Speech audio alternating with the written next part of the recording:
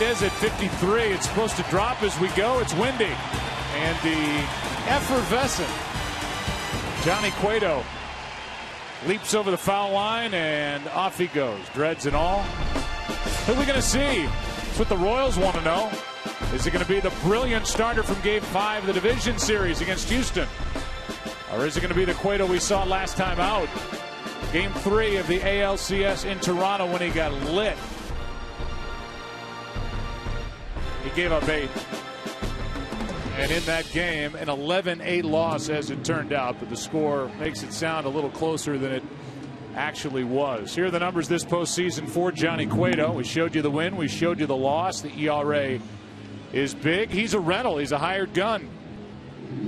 Royals paid a big price to get him, to bring him here from the Cincinnati Reds. And the question is, will he shoot blanks tonight, or will he do his job and pitch well against this lineup? Granderson, David Wright, Daniel Murphy, the top 3 in the middle. Cespedes, Duda, d'Arnaud. And on the back end of that lineup, it's Conforto, the DH. Flores and Lagares gets the start, batting ninth, playing center. And his at-bat, his first at-bat last night, according to Terry Collins, his manager, earned him the start here in Game 2. And Joe, if you're looking for early clues on Cueto, check the velocity. If it's 91, 92, he's in trouble. Should be up 93, 94. The other telltale sign, time between pitches. If he's off the back of the mound, that means he's not feeling good about his stuff.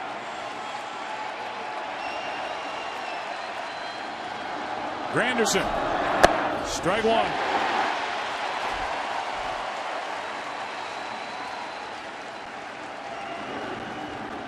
That baseball taken out of play. Granderson last night 1 for 5, went deep. Rolls one to the right side. Race to the bag. Cueto wins it. 1 out. Hosmer feeds Cueto with David Wright coming up. Look at the defense. You do it, Harold. You played defense in the big league. Go. Yeah, you know what I like about their defense? Hey, last night we saw the error from Hosmer, but only 2 errors this postseason from this club. They catch it, and everywhere across the board, you could contend that they've all, at some time in their career, battled for a Gold Glove. They're that good. Good job. Thanks, sir. David Wright now had 2 hits last night in 7 at-bats. In that 5-hour, 9-minute, 14-inning affair won by Kansas City. Strike 1. You can. Go ahead. No. I was going to say, you can already see the adjustment Cueto's making when you look at Perez, how he's setting up. Look how he's getting down. That's up the middle. Great positioning. Zobrist long throw. 2 out.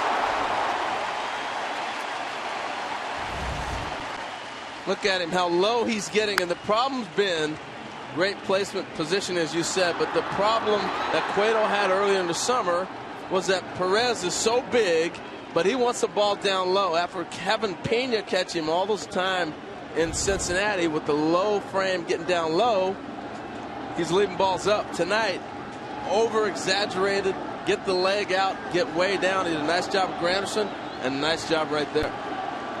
Now it's Daniel Murphy. Ball 1 inside. We showed you the graphic. I'll say it so you can hear it. For coverage of this game in Spanish, please tune to Fox Deportes. Murphy last night, another 2-hit game. That's a strike. And that was the first quick pitch of the night. He will vary his mechanics and delivery. If you haven't seen Johnny Cueto pitch, he'll spin around, he'll freeze, he'll pause, and sometimes he'll just take a short stride and come right at you.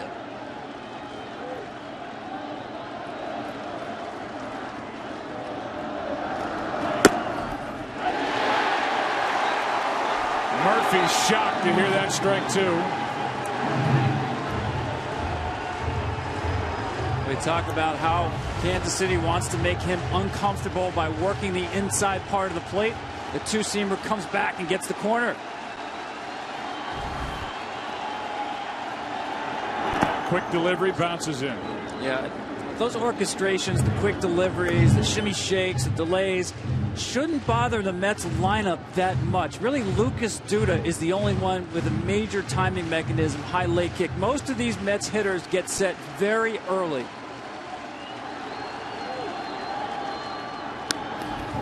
I think sometimes it bothers Cueto more than it does the hitter. You know, I just think he's very unique. For a guy to be able to throw strikes and do that, you just don't see it. I love the creativity. I think our game can be boring at times, so I love seeing this. But I think he's very, to throw strikes, I don't know how he's able to do it. Let's just put it that way. I think it's pretty fascinating. His teammate Edinson Volquez tried it and couldn't do it. Yeah. 2-2 pitch. No. Got him looking, and Murphy. And he can't figure out what to say. He wants to complain. He strikes out, and down go the Mets. 1-2-3. To the mound is Jacob deGrom. 27-year-old right-hander Jacob deGrom will face these three to start it. Escobar, Zobrist, and Lorenzo Cain. In the middle, same look. Hosmer, Morales, Moustakas. On the back end, 7, 8, and 9, Perez, Gordon, and Rios. We saw good velocity last night from Matt Harvey. We should see terrific velocity tonight from deGrom. First pitch swinging into right. He does it every night, and he's now 6 for 12. Escobar leading off a ball game. And there's a science to it. When I talked to him about it, and what he's doing, he's looking for a fastball. And if you're going to throw a fastball in the zone, he's looking, he's swinging. He said, I'm not going to swing at a slider or a curveball unless it's somewhere I'm looking at, but I'm attacking a fastball. And he is. There are the numbers this postseason for deGrom. 96 from the right-hander. Yeah, his velocity has actually played up a little bit in the postseason. The issue have been first inning fastball command issues.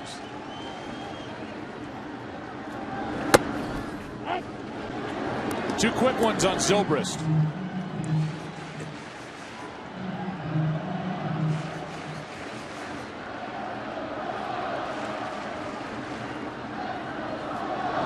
Like a lot of great pitchers, you have to get after.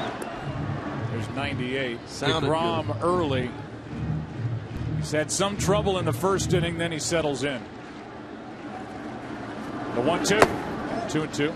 Jacob deGrom is so good that if he was on a lot of other staffs, I'll say, with exclusion of maybe Kershaw, you're talking about this guy as your featured guy on your rotation. But because Harvey has been the guy that struck into New York so big. This is off the end of the bat. Easy for Granderson. 2 out. Tonight's telecast sponsored by Bud Light. Make the right call. Drink responsibly. And by AT&T, mobilizing your world. With the publicity that Harvey got when he burst on the scene, and rightfully earned by him, he's the guy you think about as the ace of this staff. But I tell you what, Jacob deGrom's stuff is so good that he would carry most staffs in the big leagues and be your featured guy on 29 or 30 teams in the big leagues. That is up and in on Lorenzo Cain as he gets a whiff of that. Ball 1. This is the matchup I've most wanted to see, because deGrom to me may not throw the hardest Syndergaard does, but has the most life on his four-seamer. We all know this Royals team is the best in baseball at upper 90s velocity, turning it around. But this guy, with his long stride and long release point, can pitch both sides of the plate and up with the fastball. Well, Granderson to his right ties a record. And we go into the second here in the second game of this 2015 World Series. Easy doing for Jacob deGrom after 1-0 score. Each side went in order in the first inning, and now in the second it's Cespedes, Duda, and d'Arnaud against Cueto. 2 groundouts and a strikeout for Johnny Cueto, strike 1.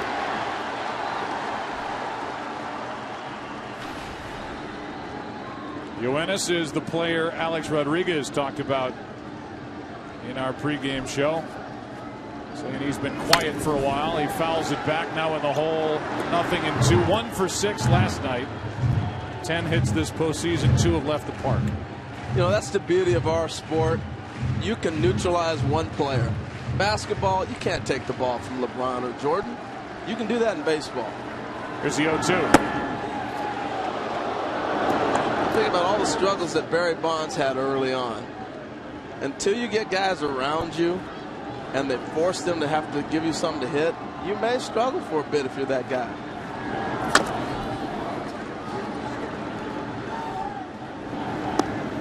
Home plate umpire tonight is Mark Carlson. Down the line to his right is Mike Winters at first. Jim Wolf at second. Alfonso Marquez is at third. Out in left, it's Gary Cederstrom. He's the crew chief. And Bill Welke had the plate last night. He's in right tonight. And some really good early signs from Cueto.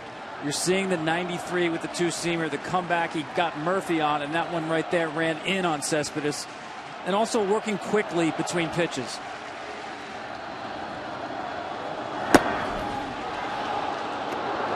Does not get the corner. 2-2. He looks sharp, Tom. Look at the movement you were talking about, and the ball's down. That's a pitch you got in the first inning. You go back until the umpire says no.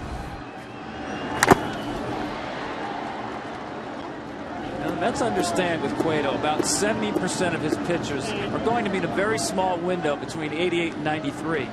Does have the changeup. But their approach is wait for the ball in the middle of the plate. Different here with 2 strikes, obviously. But gear up for a very similar speed most of the time from Cueto. It's a tough task waiting for a ball in the middle in the big leagues. He does make mistakes, though, yeah. Johnny Cueto. You just can't miss him.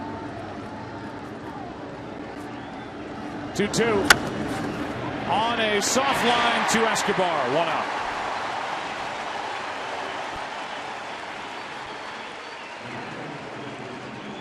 So Cueto has retired the first 4, and Lucas Duda will step in.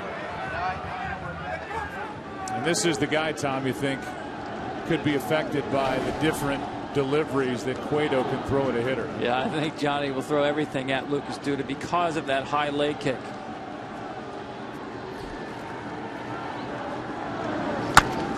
This one is to the left of Moustakas. He has no play. And hit it into a void in the shift, and Moustakas able to stop it, but it's the first hit of the night.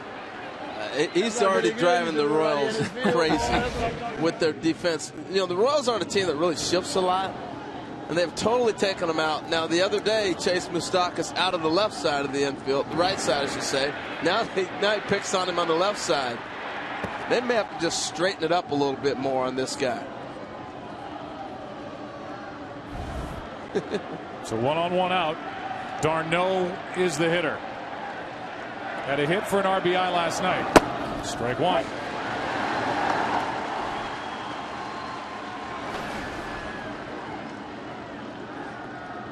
Took 5 games for the Mets to get past the Dodgers. 4 games in a dominant NLCS against the Cubs. 1 ball, 1 strike.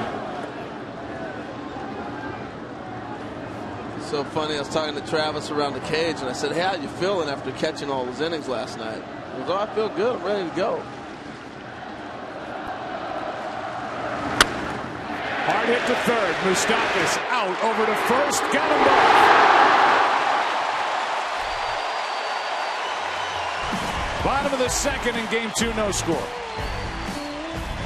Team at the MLB.com shop. City of Fountains, City of Barbecue. The city of game 2 of this World Series, and after 3 fly balls out to right for a quick and easy first inning, DeGrom deals with Hosmer. Missed outside, now the 1-0. Strike 1.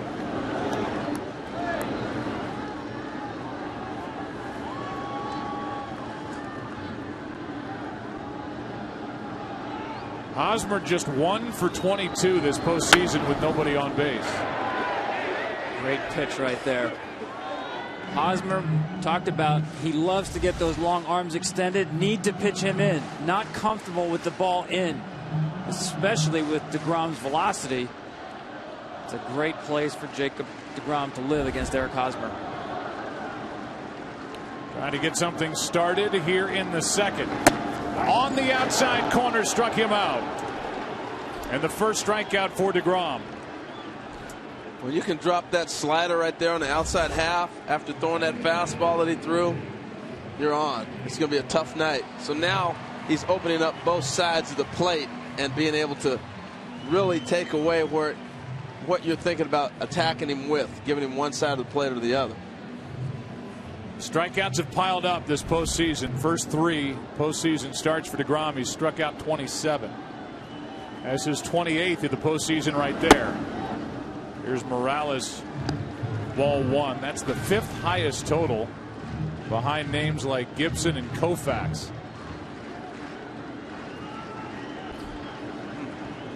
Here's a 1-0. A ball and a strike. Jacob, last year's Rookie of the Year, went 9-6, ERA 2.69. Pitched in this year's All-Star game, and he has retired the first 5. Here comes Mike Moustakas.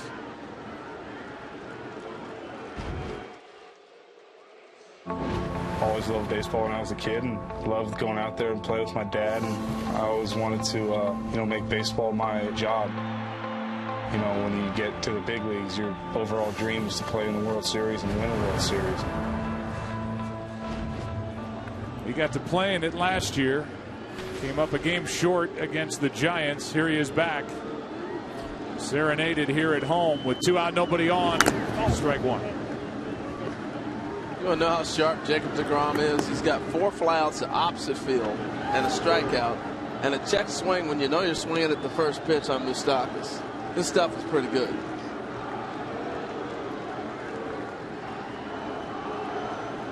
Here's the 0-1. Good tight breaking ball, strike 2. Yeah, we're 6 batters into this game, and he has thrown all of his pitches for strikes. The change, the curveball, the slider, 2-seamer, 4-seamer, on point.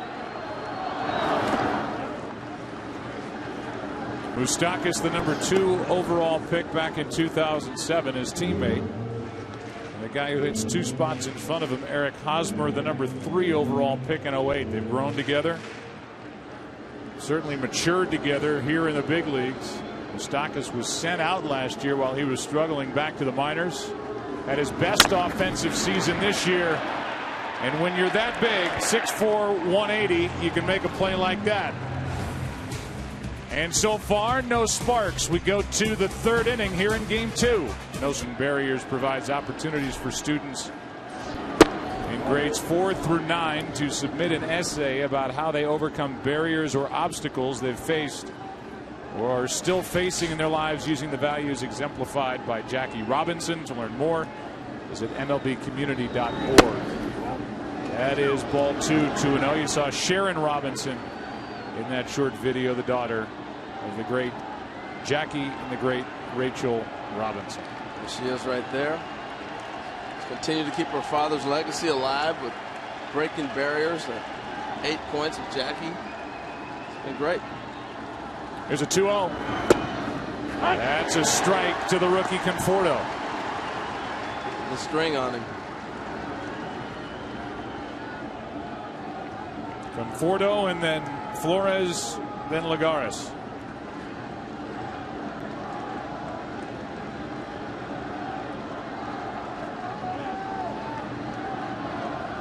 Conforto started the season in high A ball.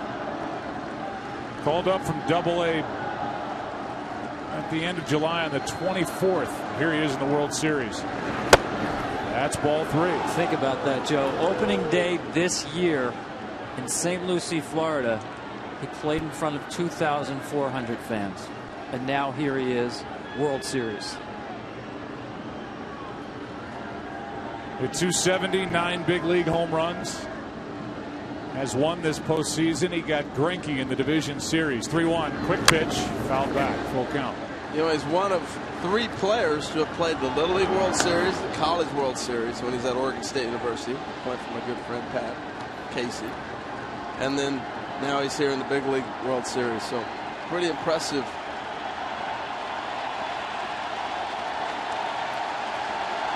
So is this crowd, as they have been all of October. Good rip by Conforto.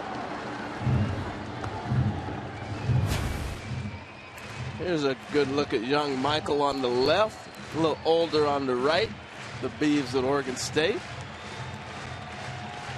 It's Redmond, Washington. His team made it to the Little League World Series in 2004. A picture on the left. What's he got on 3 and 2? Another foul. You know, I know, Tom, you said earlier that the Mets, and I listened to you talking with Kevin Long about they don't think he'll disrupt them with all the different things. But Johnny Cueto reminds me of Gaylord Perry. Gaylord may not throw a spitter, but it was in your head as a hitter. So you don't know what delivery this guy's coming with. So you're thinking more, is he going to quick pitch me? Is he going to spin around? Instead of, is he going to throw me a fastball, a slider, or a change? It's effective for him. Struck him out, 1 away.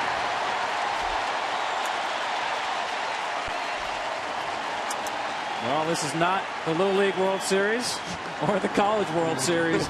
You get to a full count. Here comes the changeup, and a nasty one. Look at the run on that pitch. Top hand comes off the bat. Great arm speed. Whenever you see the hitter out front and the top hand comes off the bat, he has been fooled by the timing and the speed of the arm. Well, I like the swings that Wilmer Flores had last night. Middle infielder who hit 16 home runs during the regular season. Lost his job to Ruben Tejada as Terry Collins went with the stronger defensive player. Tejada hurt in the division series in the slide by Utley, and now it's Flores who takes strike 1. Yeah, I think Wilmer Flores is going to be he's a steal for the Mets. They almost gave him away in that trade. We talked about it a lot. Everybody's yelling, the catcher, the pitcher, and the hitter. But I think he's going to be a great big league player. You just don't have shortstops with this kind of power, and he's growing into his defense.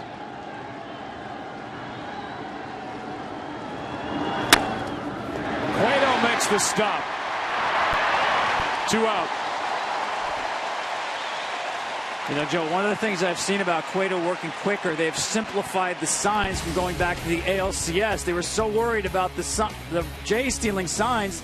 You saw multiple signs with nobody on base, and then Perez setting the target late. And Cueto decided, you know what, I'm going to give you signs from the mound. Well, that was such a bad idea because the Jays saw that from the dugout. Here, I'm going to throw a fastball in. They relay the pitch to the hitter, fastball in, base hit. Terrible idea to go to that, because they were so confused about the complicated sign system.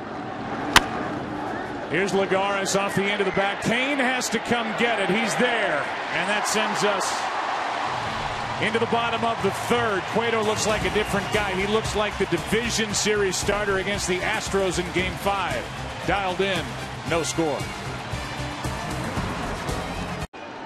Bottom 3 in the order for Kansas City. Bottom of the 3rd. No score.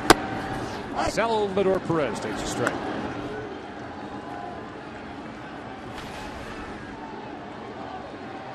Had a chance to visit with Ned Yost during the break, manager of the Royals. That's inside. We'll give you that after Perez does something to start the 3rd.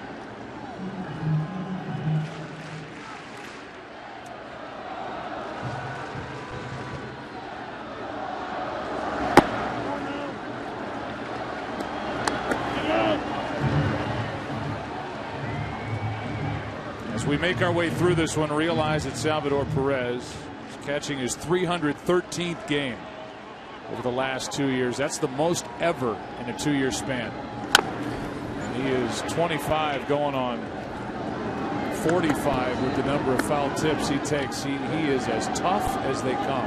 And last year, after the season ended, where he caught a record number of games, he traveled with team basically USA. I want to say USA, but it's a big league team that goes to Japan. Here's one into left center field. Going to grab it for out number 1 is the very nonchalant Yoenis Cespedes. In the All-Star Series with the MLB against Japan. He went and played over there right after the season after catching every day. Crazy, huh? Crazy. Deanna Belonging. You want to hear from Ned Yost? Yeah, let's hear it. First question was about his starter, Johnny Cueto, who looks good here tonight. They both do. DeGrom looks great too, but Johnny's right on top of his game, changing speeds, down in the zone, commanding pitches, working the corners really, really nicely. Yeah, and as an ex-catcher yourself, talk us through what Salvador Perez is doing behind the plate. He is getting down low and giving a low target for Johnny Cueto tonight. Right. That's what Johnny prefers. When Sal first came over here, Johnny had a little trouble adjusting to Sal because Sal's such a big guy. And we talked about it after a second or third start, and Sal's made a very concerted effort to give Johnny an extremely low target, and he can hit that target. Yeah, and finally, you mentioned it, but what are your guys saying coming back after facing DeGrom? Well, we're putting some barrels on the ball. We just can't find any holes. We hit a couple balls hard the first inning, and they're battlers. They're determined to get them, but his stuff is really, really good. Yeah, I would say your guys have proven that. Thanks, Ned. Thank you. 5th full season as manager of the Royals for Ned Yost as he delivered the first division title here in Kansas City since 1985, as the count has gone to 3-1 on Alex Gordon. Royals looking for their first base runner.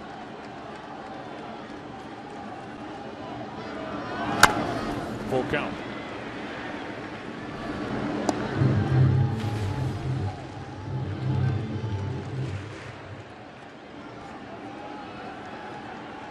But that little note for the man who went deep last night with 1 out in the 9th inning to tie the game at 4. 3-2. A 1-out walk.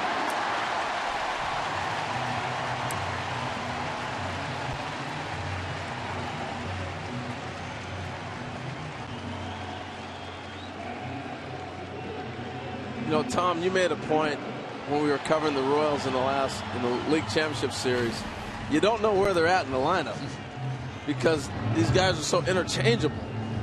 I thought it was such a great point because they really are. I had to ask Alex Rios today, how do you like hitting ninth? This guy's not used to hitting ninth. He's hit in the middle of a lot of different orders in the course of his career. And he said, you know what? It is strange, but just look at our lineup. I get it. Everybody is where they belong. But you look at this lineup and you can't tell top from bottom from middle.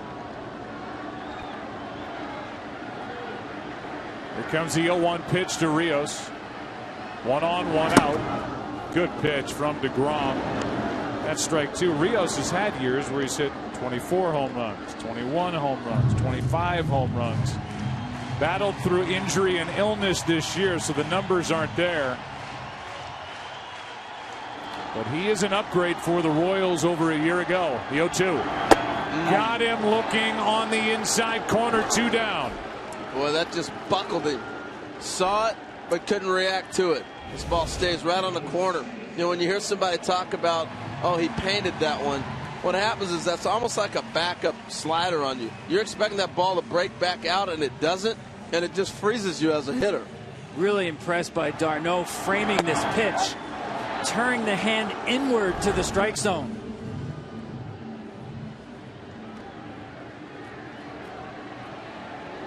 Travis flashes the signs, and time taken by d'Arnaud. Back to the top of the order in Escobar. I was going to say, did he look up and see who was up and say, no fastball here?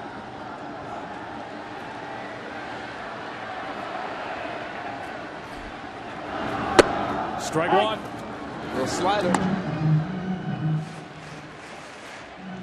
He's done an excellent job so far, adding and subtracting off of his secondary pitches. The changeup, the slider, and the curveball.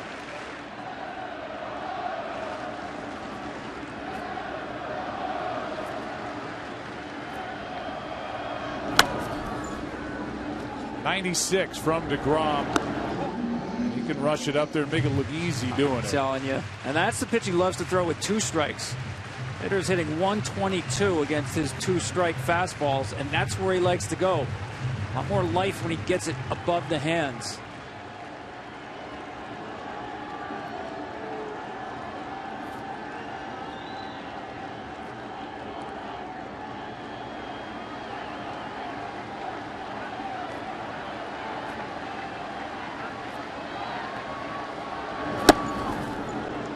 There it is. Here's the other advantage of having a guy like Alex Gordon on first with your leadoff guy leading up now with 2 outs. He may steal here and get thrown out. It's okay. You got Escobar leading off with a whole clean count next half inning. If he makes it or he hits the ball on the run, you got a chance to make some things happen. Darno's had a tough time throwing out base stealers. He was leaning, took 2 steps and got back. He was going, and I like it. It's a smart baseball play. You got Escobar in a little bit of a hole. DeGrom's dominating. Hey, take the bag. If you make it, great. If you get thrown out, we'll start the next half inning.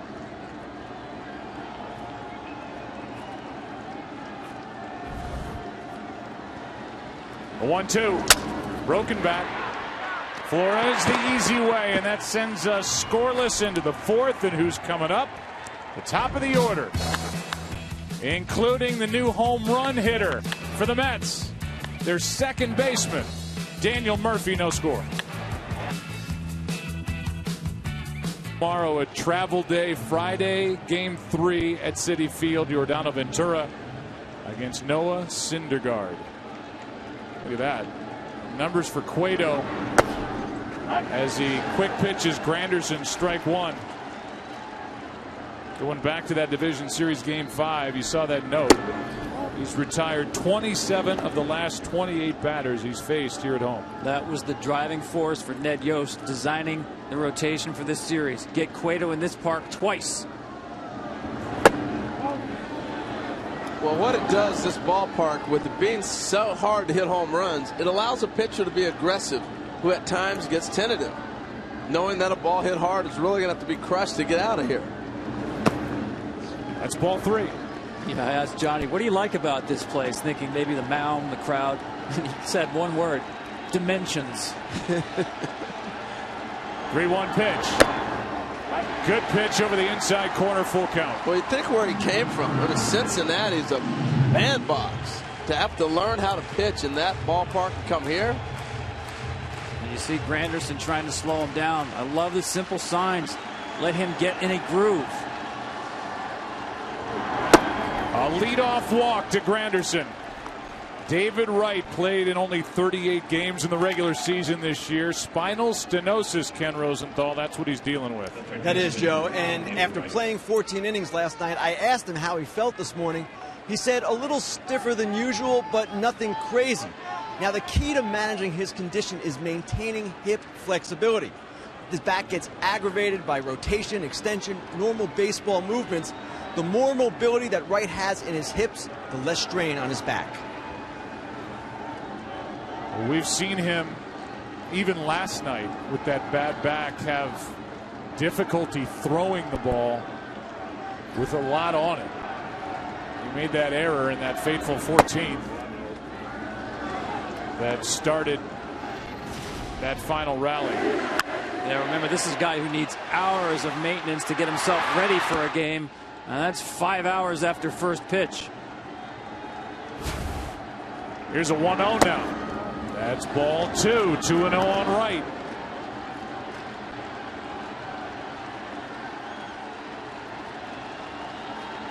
And now Cueto is the one to slow down. Got to regroup.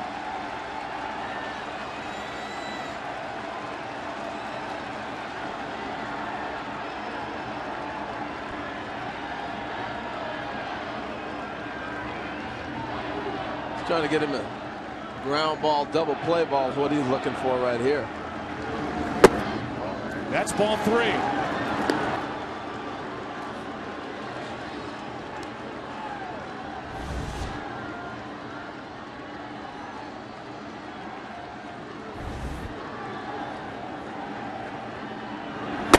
That's strike 1.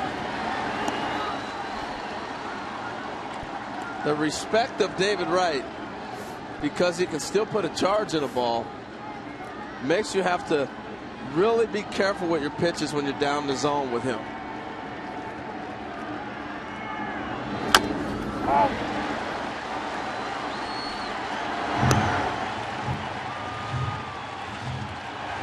He's the Mets captain. The Mets need something to support Jacob deGrom and trying now to take advantage of a leadoff walk.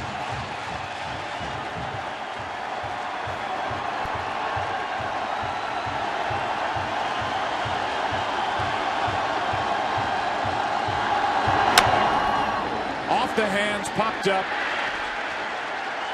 1 out. Here comes Daniel Murphy. And he's a different hitter this year under hitting coach Kevin Long. Really started in spring training, made some really key adjustments. This is on the left last year, on the right, of course, this postseason. Look at the setup. Much more bend in the knee. The hands are lower, and he's much closer to home plate. How does that work in the swing? Well, the big key is getting his foot down earlier. You'll see after this with Murphy last year, it was get that foot down as the ball was headed towards home plate. Now look how early the foot gets down. He's ready to hit right now, as opposed to last year he still hasn't moved.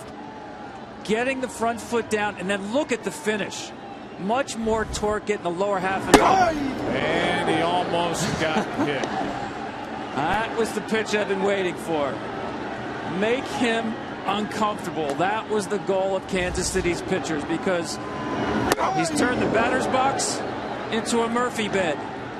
Much too comfortable in the postseason. Sometimes there's balls that you have no idea how it missed you. Called a little invisible. I mean, that ball looked like it went right through him. Well, the Dodgers didn't make Murphy uncomfortable. The Cubs certainly did not. 7 home runs this postseason. The free agent to be, after a career high 14 throughout the regular season, he's hit 7 so far this postseason. And you saw him just spit on that changeup set up by the inside fastball. He wanted no part of that changeup at all. So they tell that guy his sign's upside down. 2-0 pitch is foul. 2-1. That's the difference of Murphy right there for me. That ball's a ball. He's asking if that ball's inside. That's a ball he would flip to the other way. Inside out, flip it the other way. The difference is now he will turn on that pitch.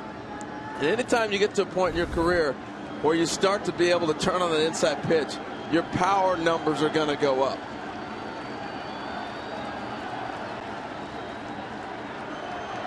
Well, he's a former first baseman. He's made a transition to second base, which is remarkable.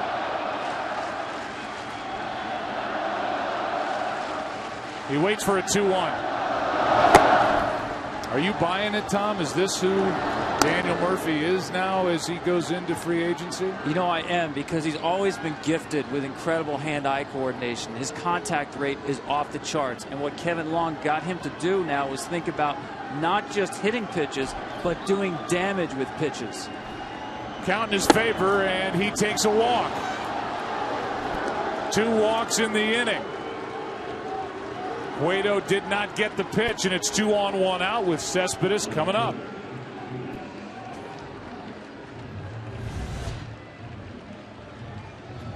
See, the zone has changed. First at bat, remember he was getting those pitches against Murphy. Murphy complained on a ball down low, struck him out on a ball up high he complained on. So now Johnny Cueto's saying, hold on, where is it? And that's all you ask, because that's how you game plan throughout the game. What are you calling? Where's it going to be? And you've seen a lot of guys asking. Even now, Cespedes is talking to the ump. As he digs in with 2 on and 1 out. Big chance here for the Mets.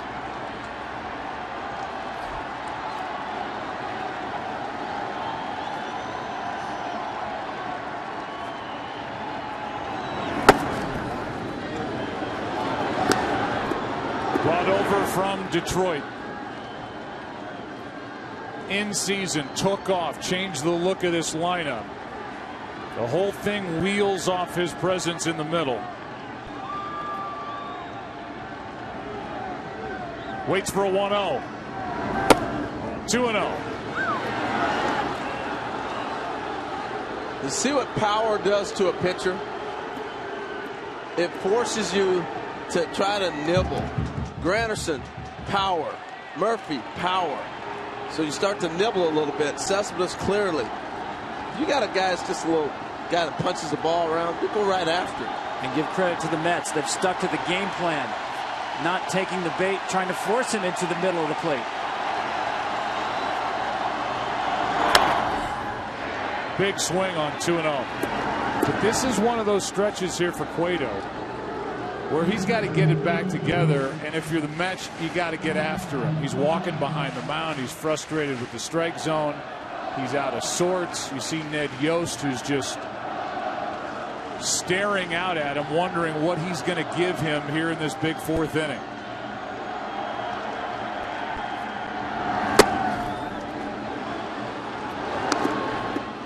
But he is out of whack, and he is frustrated out on the mound.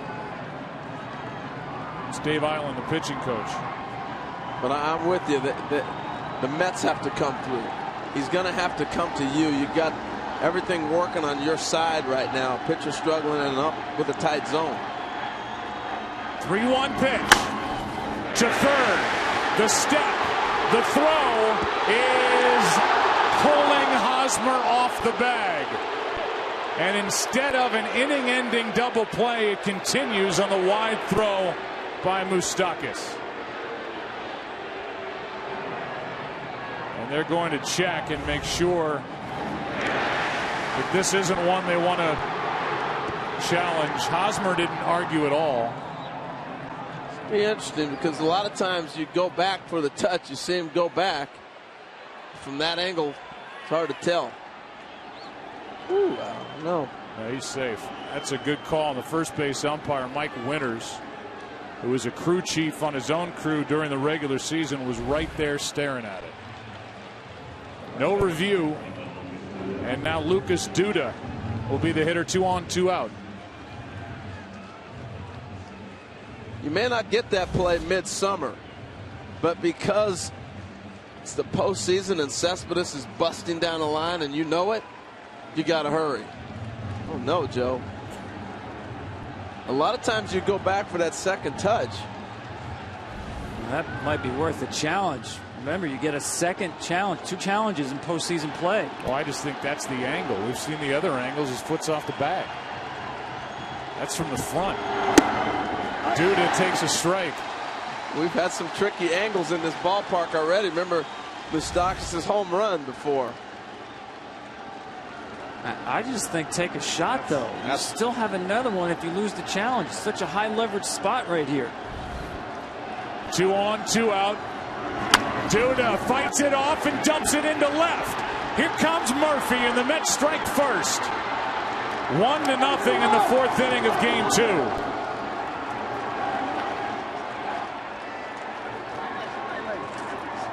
Back to that replay, Tom. I think what happens is they don't get to see that last angle that we saw quick enough where they may have challenged. Well, guys, the last angle is from the front. Every other angle from behind shows that his foot's off the bag.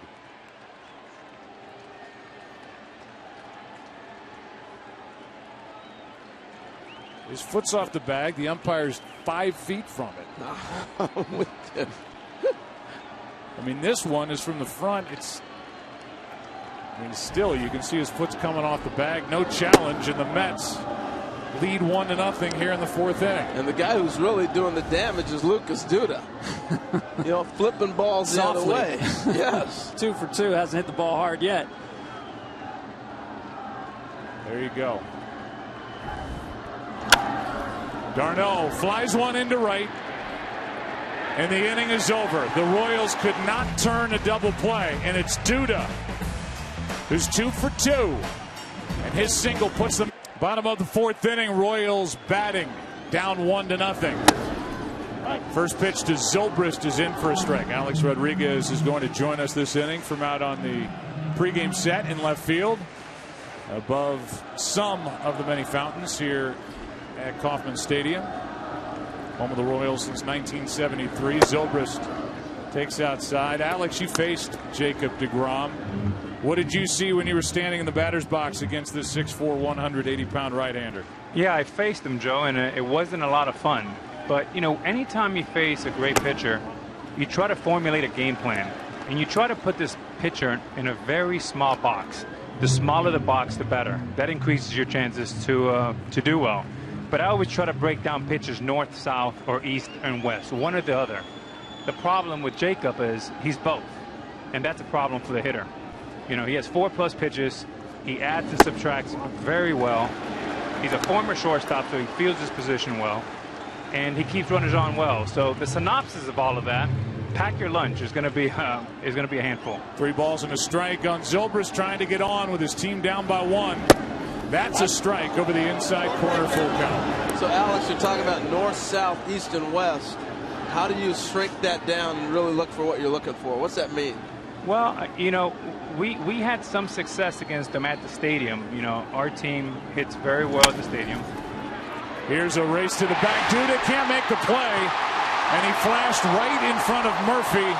Leadoff man is on. You know, Joe, with the shift that we've incorporated in baseball now, you get a lot of first basemen that are aggressive and lose exactly where they're at. This is a ground ball with Murphy, so before the pitch, you got to know exactly where a guy's playing, because this is even if he catches it, you've taken a routine ground ball and made it difficult to hit a pitcher on a run. You see that a lot, not just with Duda, but I mean in the game that we play now in baseball. Alex, you recognize that too?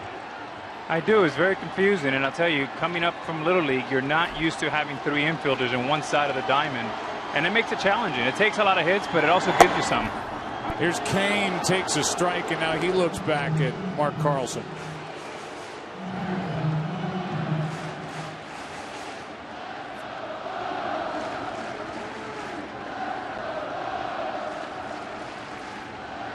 Lorenzo Kane fly to right his first time. DeGrom trying to pitch around an error, strike 2.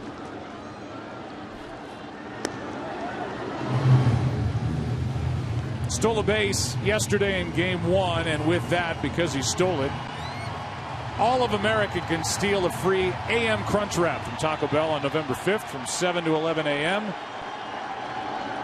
Thanks to Taco Bell. That's a week from tomorrow. Here comes an 0-2 pitch. DeGrom has struck out 2. Still 0-2. Yeah, Alex was talking about north-south, and you see DeGrom working Kane in the northern quadrant. That 4-seam fastball up.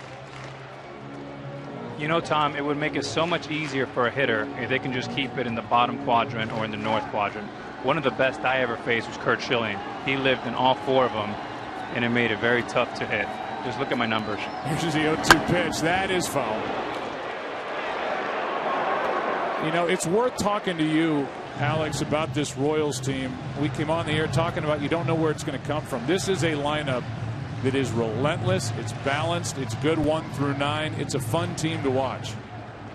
You know, playing defense, whether you're a shortstop or a third baseman, it is a very stressful proposition, because they're going to put the ball in play. They don't strike out, and all these guys run well to first, 1 through 9. Here's an 0-2 again. Ball 1. By the way, it's starting to rain. But there is no heavy rain in the forecast from what I'm being told. Just light drizzle. Joe, one thing that I noticed with facing DeGrom this year is all these guys are 6'4", 6'5", 6'6", unlike Cueto. So when you see 95 miles an hour, it plays up to 100. A 1-2. Like that. So what is his best pitch, Alex? He has 4+ pitches, and he pitches backwards. So he's not a predictable pitcher. So just because you fight really hard to get to 2-0 or 3-1 is not guaranteed you're going to get a fastball. And you get a lot of defensive swings on hitters' counts.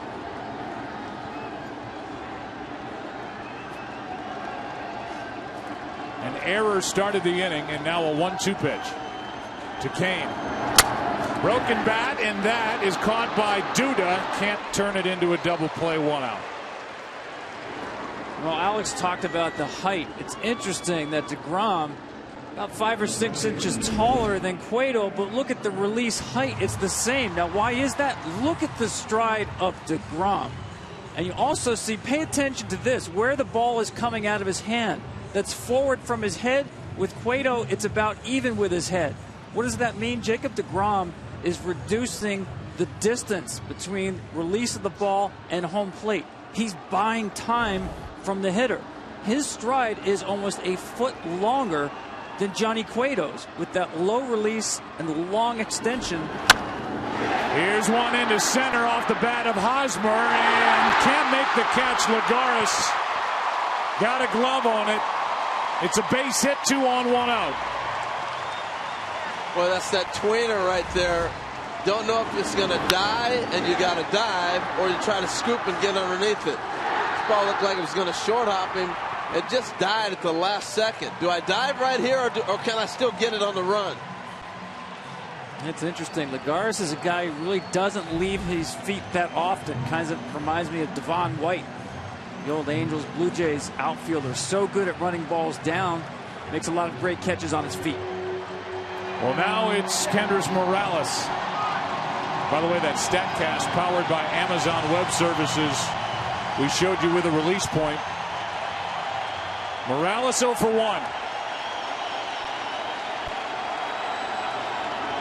He likes fastballs. That is a fair ball. 2 out. And the runners advance to second and third. I think that's a big out right there. You were right, Joe. See him come back with the slider on Morales. They haven't quite got him going yet. Harold, one of the impressive things about facing DeGrom this year in Yankee Stadium, all these pitchers, they have great stuff, but once they get on the mound, they're not worried about mechanics or what the fans are doing or balls and strikes. They want to go compete, and they just want to kick your butt. And you feel it when you're at the plate, and that's impressive for a young group. Here is Moustakas 0 for 1. Hit one back to DeGrom, his first time up. Could not turn the double play in the top of this inning that led to a run because of a wide throw. And now if he can get a base hit, the Royals will have their first lead of the night. Well, Alex, we saw the StatCast breakdown. Give us the hitter's view of that late life from DeGrom.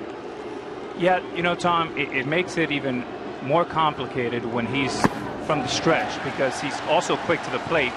Being a former shortstop, he has really good feet, and he's very athletic and competitive. And sometimes you want to have a guy from the windup is a lot more comfortable at bat, is more predictable, and you can get your leg kick and timing in place.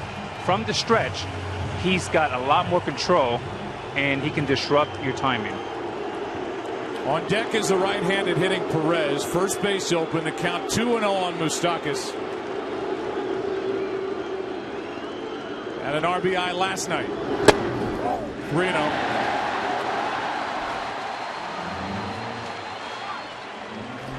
You know, again, he's got an open base at first.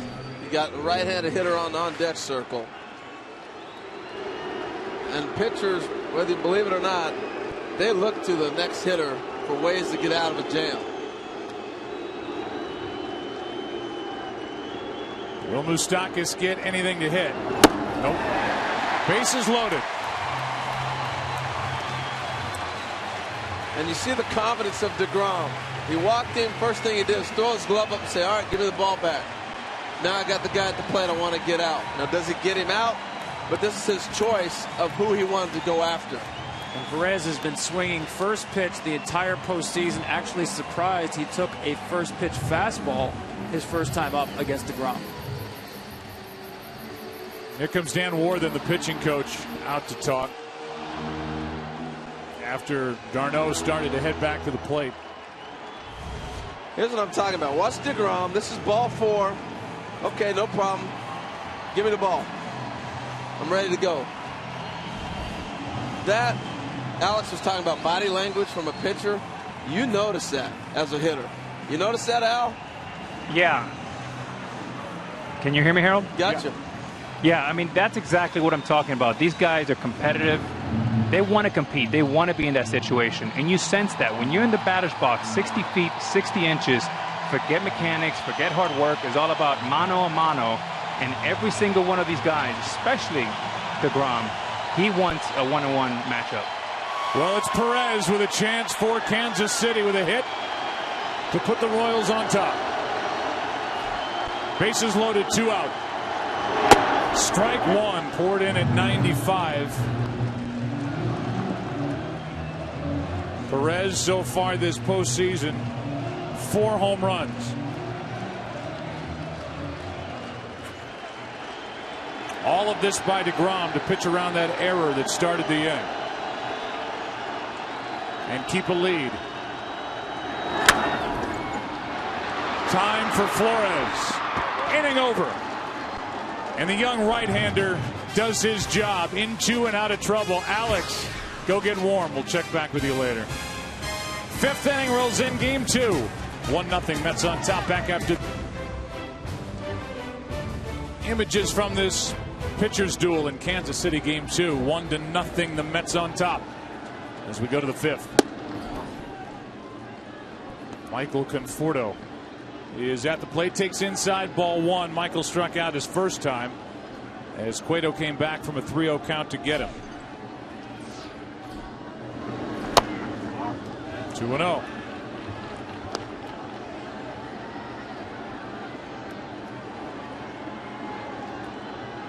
Give you our visit with Terry Collins after the first out here in the 5th, which is right around the corner.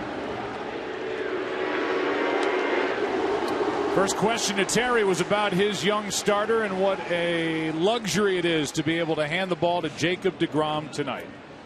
Yeah, he's throwing the ball great. You know, we thought that with a couple extra days he'd, get some energy back, which he's showing tonight, but he's a really good pitcher. What are your guys seeing from the other side, from Johnny Cueto? Well, we've seen Johnny enough when he was in Cincinnati, and we just know he's tough. He moves the ball all over the strike zone. His delivery's, different. He's quick to the plate. He's got good command. You just got to be patient enough to get a decent pitch to hit. Hey, in general, after the 14-inning game, how would you assess the guy's availability out in your bullpen? Well, we don't have Cologne for tonight, but John Neese said he's okay, and certainly, we've got Clippard and Reed and Familia, so we're okay. Yeah, and last thing, Jonathan Neese gave you something last night that you didn't know if you were going to have. He pitched brilliantly, and you need a good left-hander down there against Kansas City. We really do, Joe. That's a huge thing right now. We've got to get, if we get in the middle of that lineup in those middle innings, John Neese has got to get them out. Appreciate it, Terry. Thanks. Thanks, you. Terry Collins, who is getting his first crack at it here in the World Series. He's having a ball. He's full of energy. He is just a joy to be around, and all of his buddies are watching back in Michigan at a bar called the Boulevard, and he sends them his well wishes as they watch their buddy manage here in the World Series. 2 out, nobody on. Lagares, the number 9 hitter, flat out to center his first time. 1 ball, 1 strike. Watching Terry last night, teams lined up for introductions, game 1 of the World Series. I thought about what Joe Torre said back in '96, his first World Series after waiting his entire professional career. And it was Yogi Berra, the late great Yogi Berra, who told him, Joe, you will not understand until you get out in that field what it means. No other games are going on, and you finally made it. Well, that moment arrived last night for Terry Collins. And he did talk about the emotions of that moment. He looked in the stands to try to find his sister, could not find her in the big crowd. But he said, yeah, it brought me back to my first day managing the big leagues for the Astros.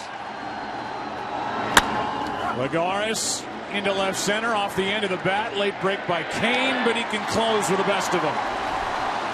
And we are halfway through game number 2 with the Mets on top behind their young right-hander DeGrom.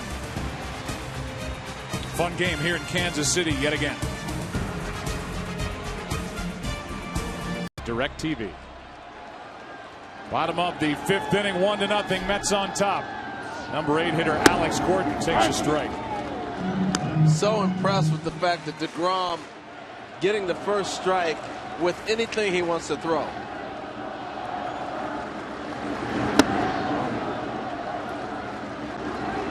One ball, 1 strike.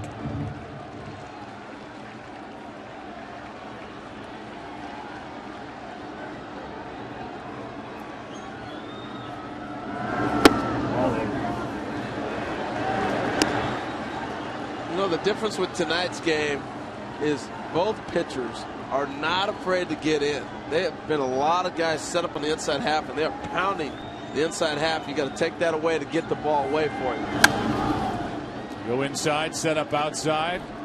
Gordon fouls it away, 2-2.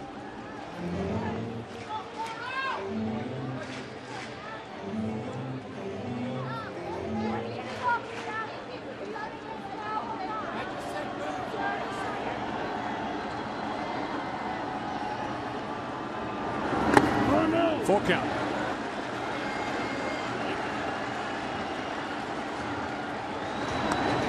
Two teams meeting in this World Series. Payrolls about 115 to 120 million.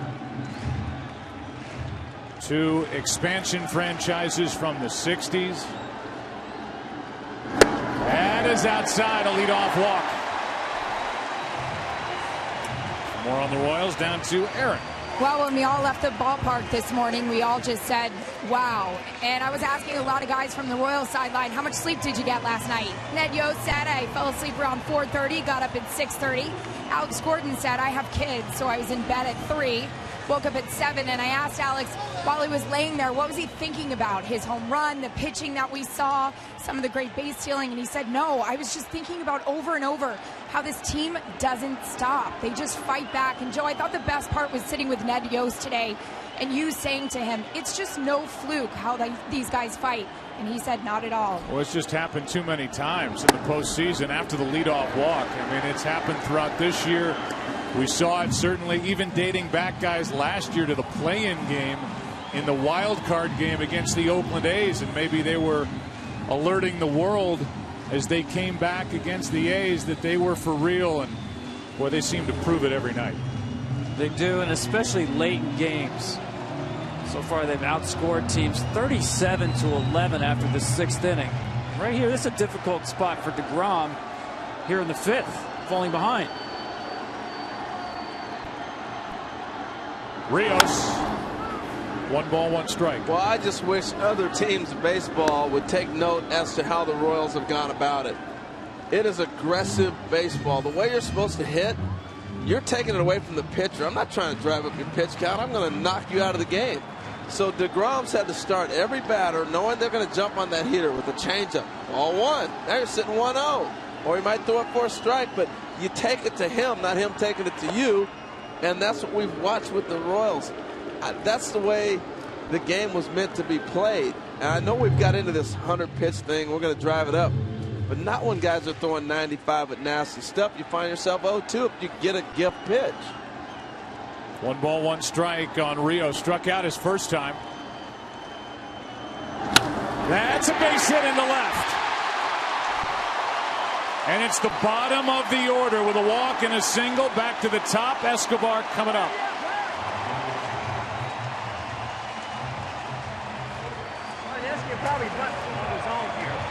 So now as we welcome you inside our broadcast booth, Joe Buck, Harold Reynolds, Tom Verducci. Here are the Royals, and maybe fitting that it's the bottom 2 in the lineup that set the table for the top part.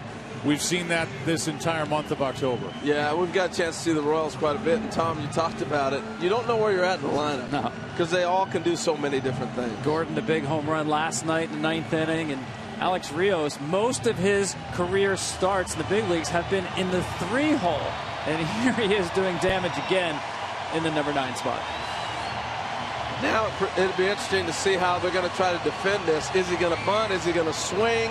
These are the other things that the Royals present for you. If you're Escobar, you try to bunt the ball to the third baseman and make David Wright, because now that takes away that force at third base. You make Wright field the ball, and he has to throw it across the diamond. If he's bunting at all. Hard throwers are hard to bunt on. You get Especially up there. you get a high fastball. They're basically saying, I want you to pop it up. It is hard to get on top of a 95-mile-an-hour fastball.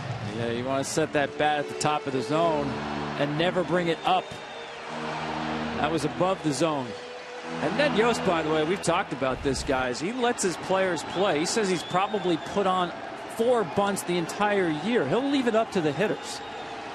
That's why these guys love playing for him. You got Escobar, the MVP of the ALCS, who hit .478. Up there, at least on the first pitch, trying to get a bunt down. And now again. And he's in the hole 0-2. I know it's hard to get one down on a guy that throws hard, but I've never seen this bad of punting ever. Ever in baseball. Just across the board. I know Escobar can handle the bat, but we see it every night. They got to move a runner. Not just the Royals, but across the board in the last series and all postseason. 2 on with nobody out, 0-2 the count. DeGrom. That's into center field, a base hit. Here comes the runner, Gordon. Throw home, cut off, tie game.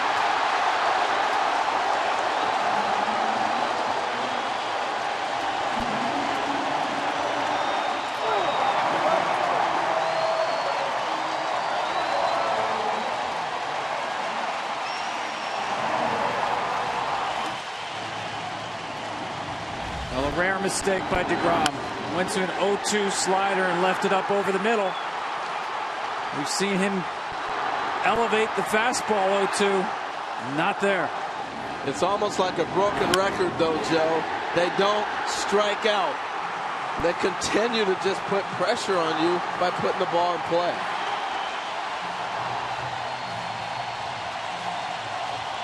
See the spin, the slider just hangs over the plate. No tilt. Rare mistake, but a costly one. Now the number 2 hitter in the lineup, Zobrist. Strike 1. And just one more note about the aggressive nature of the Royals. When we talked to Noah Syndergaard, the Game 3 starter for the Mets, he said you can read all the scouting reports, but once you witness how aggressive this team is in person, they're different than any team the Mets have faced this year. He gets the ball in Game 3. That is a fair ball. Good play, Duda. Runners advance to second and third, only 1 out. I like how Lucas Duda surrounded that ball and really kept, if he dives and kicks it away from him, it goes down the corner. He really circled this to make sure his body was going to stay in front of this ball. Watch him circle it and come around and keep that thing in front of him. He doesn't have to play anywhere else. But the nature in which he went around it, if he kicks that forward, it still keeps it in front of him and doesn't go down the line. It's a nice play. Now it's second and third with 1 out, and the batter is Kane. And Jonathan Neese is up, the left-hander. And we just heard Terry Collins talk about for the Mets in their pen.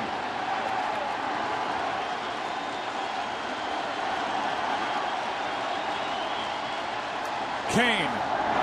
Strike 1. Saw Terry Collins. He was motioning to Lucas Duda to bring him in a little more at first base. Right now, they're conceding a run.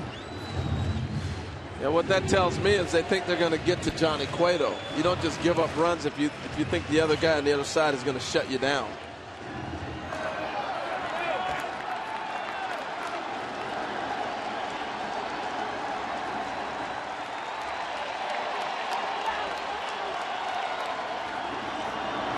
Strike 2.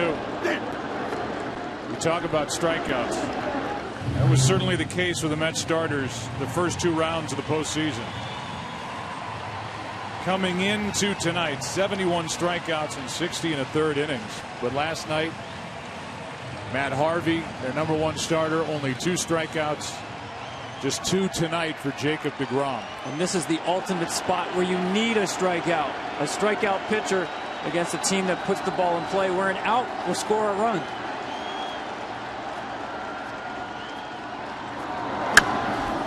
That will get out of play. Tell you, 0-2, he hasn't wasted a pitch, though. You saw the hit to Escobar on 0-2.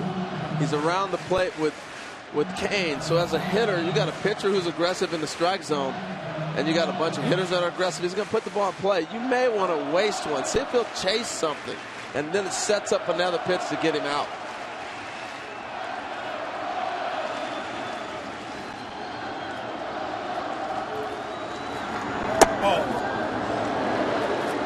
Ball 1.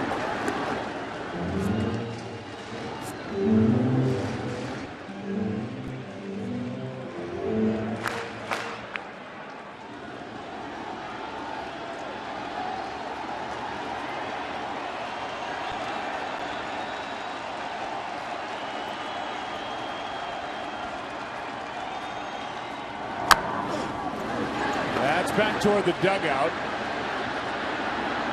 And out of play.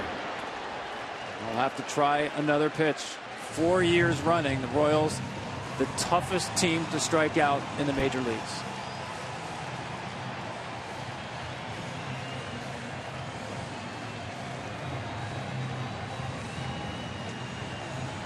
DeGrom during the regular season struck out 205 in 191 innings pitched.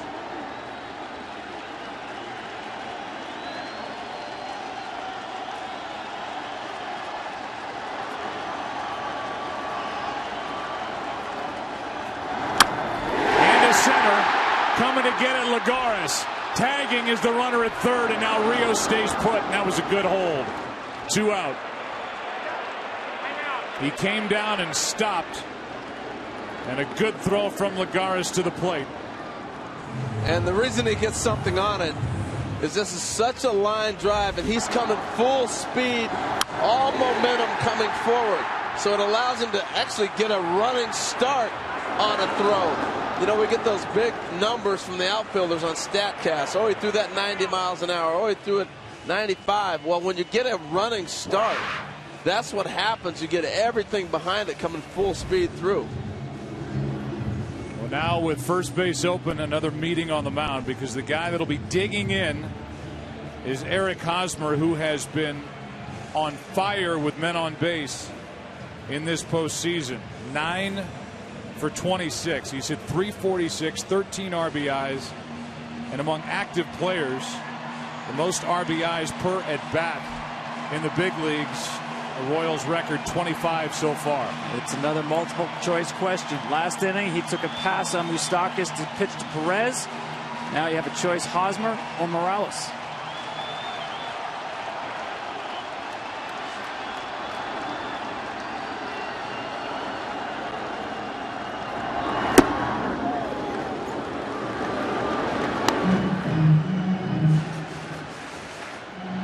Coming into tonight, DeGrom had thrown 20 innings this postseason and struck out 27.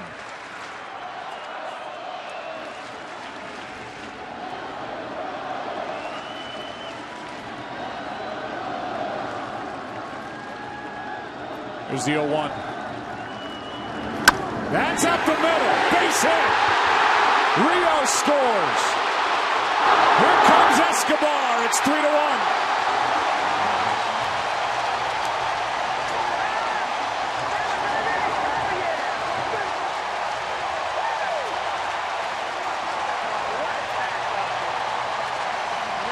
Well, these guys put on a clinic. They are special. But what concerns me, and probably Terry Collins, is it's not the stuff that he has. They're not swinging and missing. You can't get strikeouts if they don't swing and miss. The at bat by Kane, he fouled off everything. Right here, a ball in the middle. Hosmer does not miss. They just keep coming at you. Put so much pressure on the pitcher to make perfect pitches.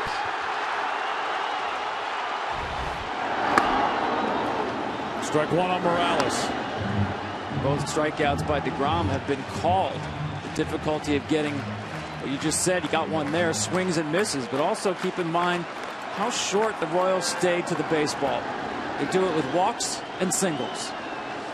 The 0-1. That's a base hit into right. Hosmer will go to third. Throw by Granderson. Too late. Relentless.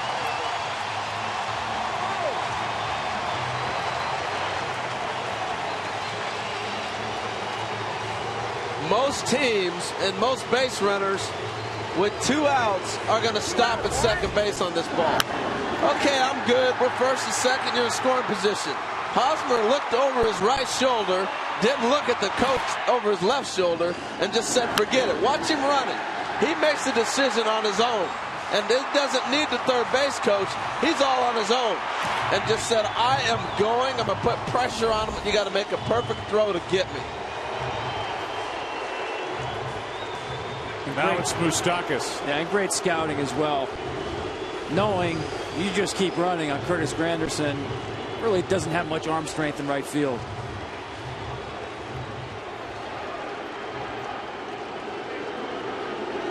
Will it stay a 2-run lead or will it be bigger?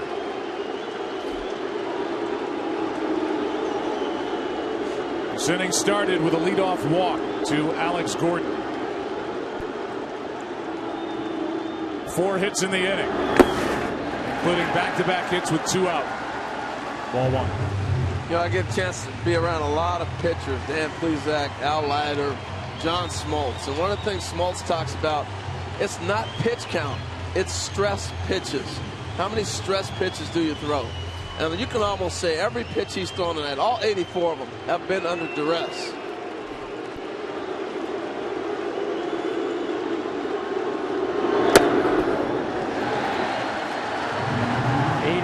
Pitches now. Only 3 times have the Royals swung and missed. Not at all on 21 2-strike pitches. Just cannot put away this Kansas City lineup.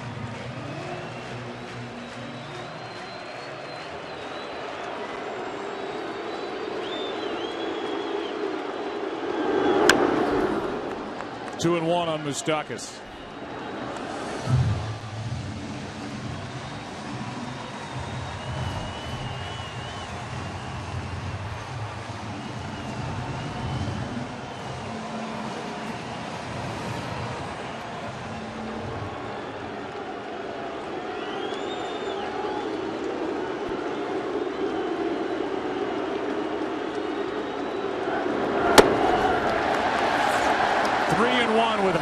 Dancing around down the third baseline. Yeah, I don't think we're going to see Jackie Robinson in the World Series try to steal home, but it does give the thought that maybe they'll do something with the first and third play, but I doubt it with Moustakas hitting.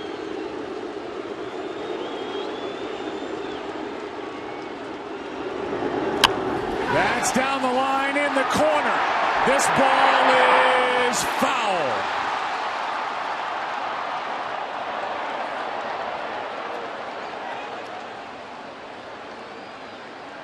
Bill Welke, the right field umpire, and the crew chief on his own crew had the plate last night, had this call, and let's see. Clearly foul off that green padding to the right of the yellow paint. And unlike the regular season, you have 6 umpires, so he's down the line already positioned and had to just turn around basically and get a real good close-up look at it. And on his 22nd try, can DeGrom get a swing and miss? Runner at first will go. 3-2 to Moustakas.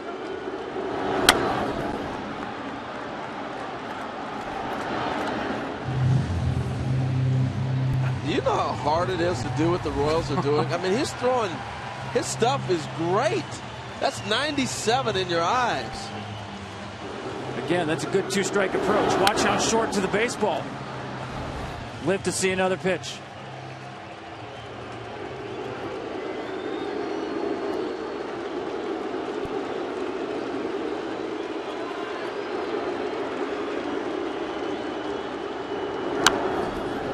About time to start talking about Dale Swaim, the hitting coach for the Kansas City Royals. These are veteran professional hitters, but Dale Swaim has got them rolling here in the postseason. Aggressive, not swinging and missing. Gritty ball player in his day. Yeah, and I like the fact he was a switch hitter, so I think the teaching comes from both sides of the plate. He can identify with his hitters. Another 3-2. That's a ground ball into right center. In to score is Hosmer. Over to third is Morales, and it's 4-1.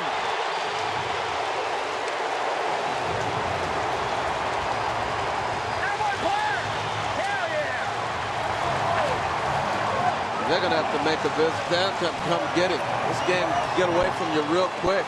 I know they'd like to see him get Perez, the right-handed hitter. But you can't get too far down on these guys with that bullpen out there looming with everybody fresh. He just cannot get strike 3. It's incredible. It's like you're trying to go to sleep and the faucet in the bathroom just keeps dripping. Drip, drip, drip. Make it stop. It's annoying. They just keep coming.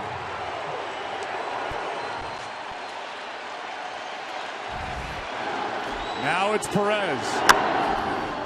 Terry Collins had a chance if he wanted to get DeGrom and go to Nice in his bullpen with a left-handed hitting Moustakas. He left DeGrom out there. Moustakas got him for a 2-out RBI single.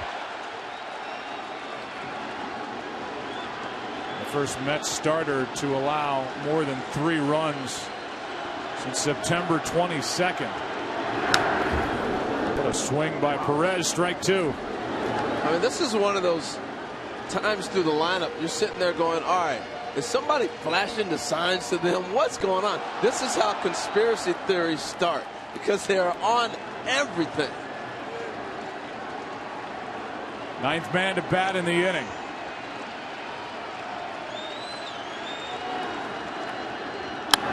Left side, almost ate up David Wright. The inning is over. And this crowd celebrates a 4-run 5th. They keep swinging. They rarely miss. And they keep coming at you. Royals lead 1-0 and lead game 2 4-1 after 5. But a 4-run 5-hit 5th for Kansas City. Tonight's aerial coverage brought to you by DirecTV, now part of the AT&T family. Call 1-800-DirecTV.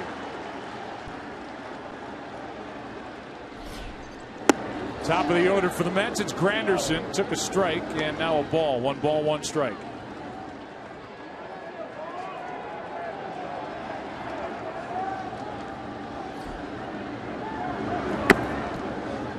Ball 2.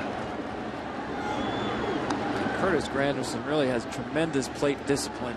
You need to throw 3 strikes in the zone to get this guy out. There's one of them. After the first pitch, and now it's 2-2. Such a big inning for Cueto with the big arms looming in the bullpen for Kansas City. Ball 3. It's almost like a quarterback that you say, hey, don't make mistakes. Manage the game. And really, that's all he's got to do is manage the inning. And the bullpen's out there to pick you up if you need it. 3-2. Right side. Weird hop. Zobrist. Got him by half a step. 1 down. And a long throw from Zobrist, who almost took too long. That big hop put him in a position to make a strong throw, though, because he doesn't have to bend all the way down. Now he's set in a position where he can get to a spot to really release a hard throw. If he has to bend down, now he's got to come all the way back up to set up to make a throw to be strong. But because he catches at that position, he's already set up in a position to put something on it. And he had to with Granderson running. Now it's David Wright. 0 for 2. Off the end of the bat, falling in a hurry, but there's Kane. 2 out. And before Daniel Murphy bats with the bases empty, tonight's telecast sponsored by MasterPass. Your shortcut to priceless. By Chevrolet, find new roads. And by Indeed, how the world works.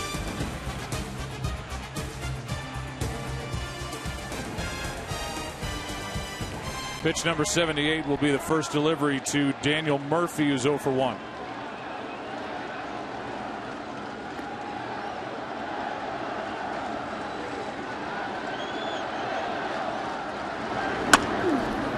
That's foul.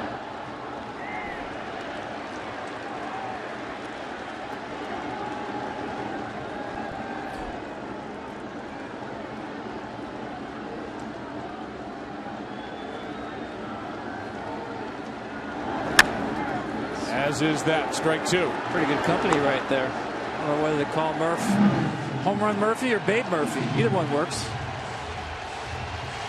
Well, the Mets need him to give the team a jolt. 2 for 8 in this World Series so far.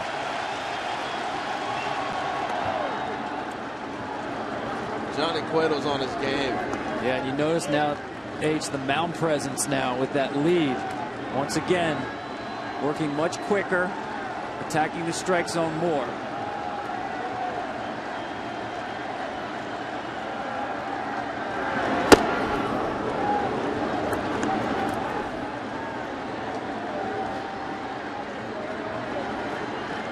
They say that he walks off the back of the mound. He's sitting back going, all right.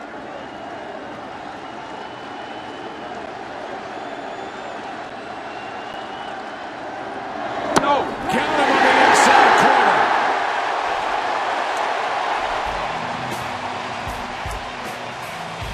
And it's a 4-1 game into the bottom of the 6th inning in Game 2 with the rain falling in Kansas City. Tonight's broadcast brought to you in part by Twitter. Now there's a new way. New pitcher for the Mets takes over for DeGrom, who goes 5, allows 4 runs on 6 hits. That's down the line, foul off the bat of Gordon, who led off that 4-run 5th with a walk. The numbers from the regular season for Robles, who's into the game with his team down by 3.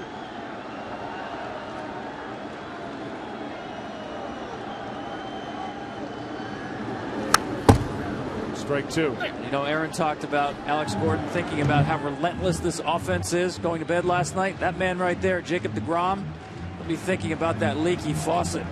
Only 3 swings and misses tonight. Ties a career low. Happened against the Yankees back in April. But more importantly, 24 times he threw a pitch with 2 strikes. Not once did he get a swing and miss. Gordon hits one in the air to center. Back is Lagares, 1 down. Well, I read this at our own risk. Check out the heavy hitters on TV's best new comedy. Rob Lowe and Fred Savage are absolute all-stars in the most celebrated show of the season.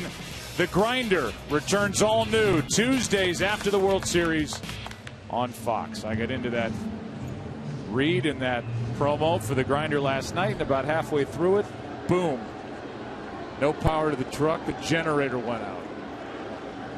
And clearly, that's the curse of Rob Lowe and Fred Savage. Last night. It was so powerful it knocked out the replay in New York. People are calling that show electrifying. 1 out, nobody on, a 1-0 pitch. Nothing in 2. Rios got a hit after the walk in the 4-run 5th.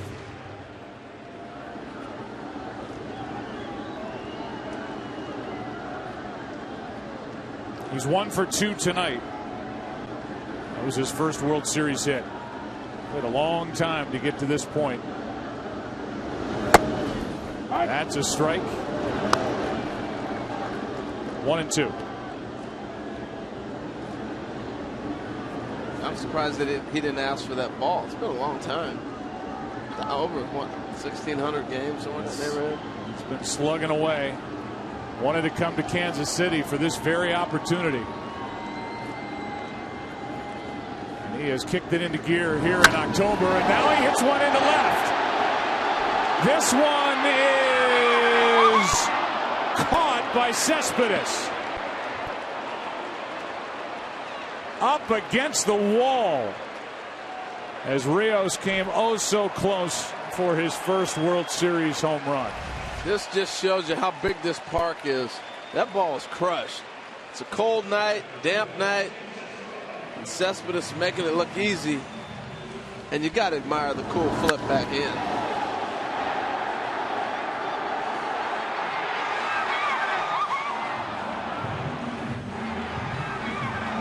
Off the bat, summer day, that ball's in the drink out there in the water fountain. Not tonight.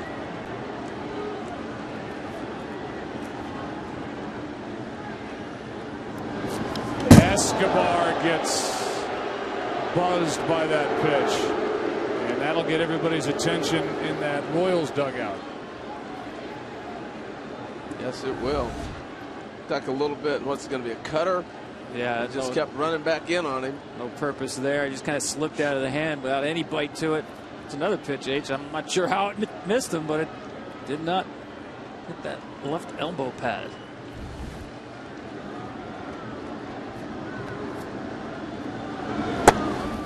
And you start to think, well, they're going to try and shake these guys up a little bit. They're up there hacking. They're not swinging and missing. Then you know after you look at that replay that it's a breaking ball. And if nothing else, it got the attention of Escobar, but doesn't appear intentional at all from Robles, who misses outside for ball 2-1. And Robles looked like he's tough to hang in there with the right-hander. He's got a funky motion. He starts with almost strides at the hitter and then brings the ball back to the outside corner. That four-seam fastball really holds its plane. It's got life. Rain picks up a little bit. That's to third. David Wright. That ends the inning. 4-1 game as we go into the seventh. Good catch by Cespedes. Here in game 2. Back after this from your local Fox station. As Johnny Cueto has been in charge. A run on 2 hits leads 4-1. And he has taken this game for the Royals into the 7th. Pitch swing by Cespedes, strike 1.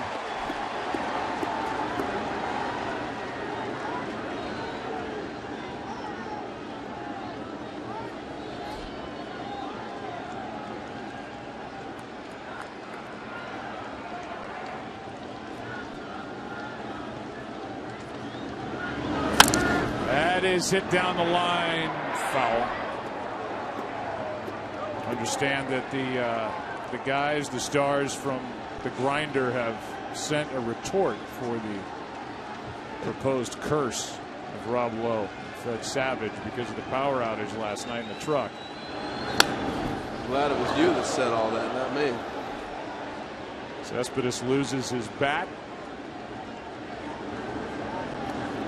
Well, the question is, did they lose their mind? You did kind of hang it on them, Joe. Gee whiz, man. All right, the big guys, they can take it. They're part of the family now.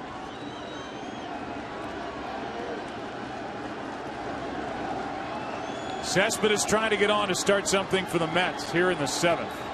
Just a 3-run game. Time left for New York. That's inside. Good pitch from Cueto, ball 1.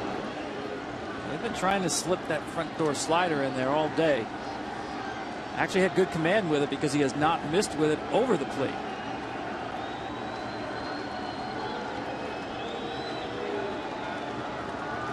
Alex Rodriguez talked about the importance of Cespedes in this lineup to get hot.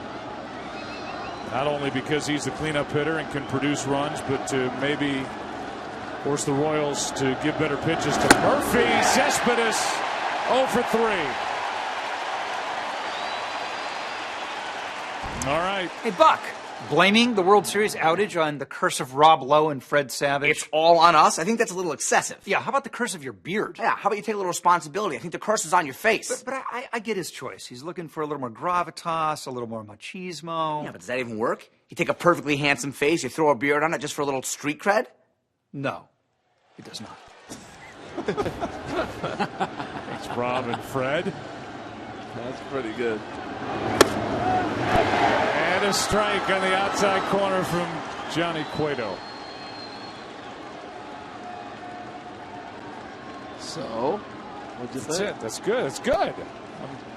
There's the 0-1. That's outside. 1 ball, 1 strike. We got a 3-run game here in the 7th inning. All I know is we have potentially 5 more games to get back at them. That's inside. 2 balls and a strike. And I do know that Winnie Cooper likes a beard on a man. You're going way back there. Okay, Savage. I think you hit a nerve right there. Wow. Here's the 2-1. 2-2. Duda has 2 hits. That's it tonight for the Mets. Cueto has outpitched DeGrom. Yeah, and I'm watching how he's disrupting Duda. He hasn't hit a ball hard off him, but I'm looking for a quick pitch here because Duda's trying to get that leg kick up. Here it is. Look how he had to swing. Not going to let him get where you can get up and that leg all the way full tilt so you can get some power behind it. Almost has to start early and hold it. Last thing you want to do is start late. 2-2. Full count. How well is Johnny Cueto pitching? The tarp is still on the pitcher's mound out in the bullpen for Kansas City. He's in his zone. That will get out of play. And let's remember, Ned Yost, he's a guy who cannot wait to get to his relief corps with good reasons, many good reasons out there. We're not used to seeing Royals pitchers in the postseason, starting pitchers on the mound in the 7th inning. Tell you what, though, after the long game last night, this is a gift. Even though everybody's available, to be able to not use them, huge advantage. 3-2. Duda hits it in the air to left. Gordon is there. 2 out. What an unpredictable, crazy year it's been in college football. Every week we see another stunning upset or a crazy finish. Tomorrow, 5th-ranked TCU will try to stay undefeated and make a strong showing in their last game before the playoff rankings are released. Should be a shootout. West Virginia against TCU tomorrow at 7 Eastern, only on FS1 and streaming live on Fox Sports Go. Garneau, strike 1.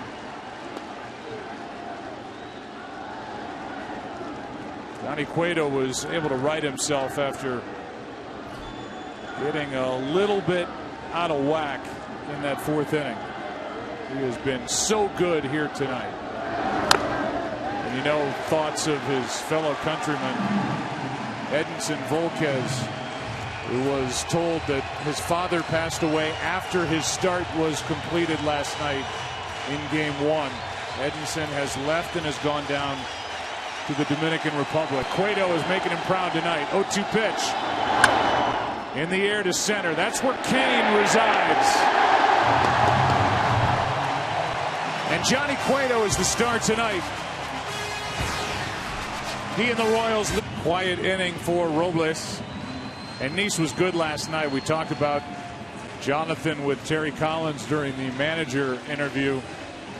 He could really give this Mets bullpen a lift with what he can do against this Kansas City lineup with all the lefties that are in there. He fires a strike at 91 into Ben Zobrist as we start the bottom of the 7th. Yeah, and I think the interesting thing for me will just be to see how he bounces back night to night. That's always the challenge with the starter converted to the bullpen. How will he do the following day? 93, feeling pretty good right now.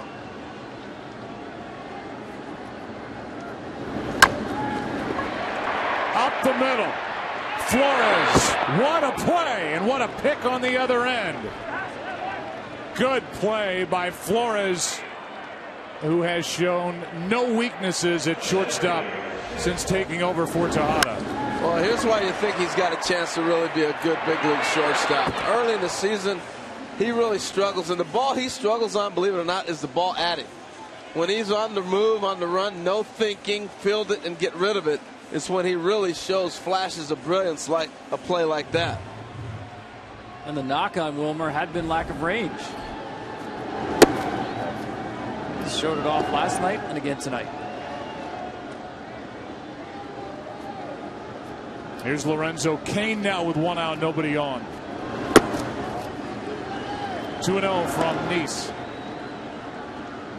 As you said last night, Tom, they started to condition Nice for this toward the end of the year, but he's been a starter in the big leagues. He falls behind Cain 3-0. I think Harold made a great point. Pitching consecutive days, that's a challenge unto itself when you have not been trained to do that. Terry Collins talked about the velocity being up 92 and 93. I think also the mindset has to change. You know, pitchers are such creatures of habit.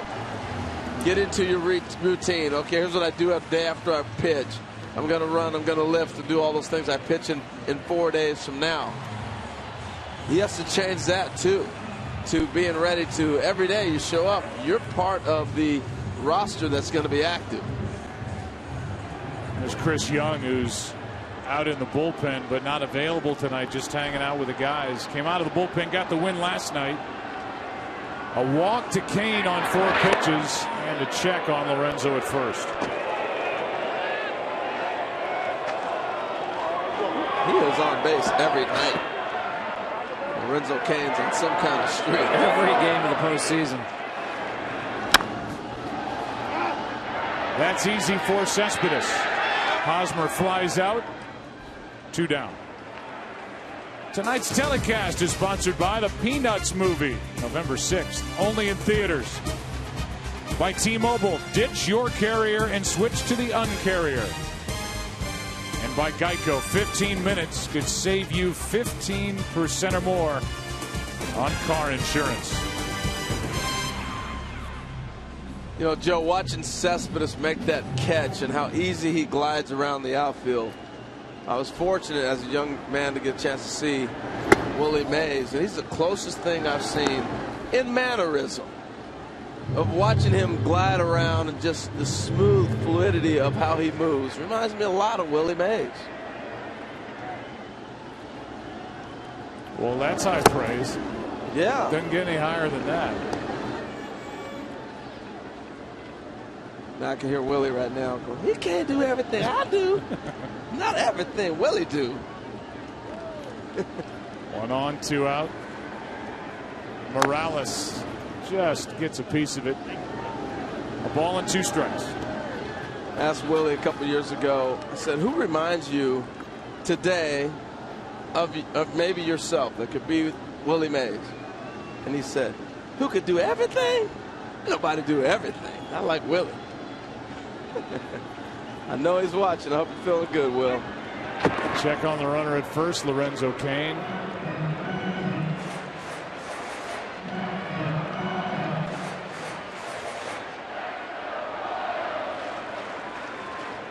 Morales waits for a 1-2 pitch.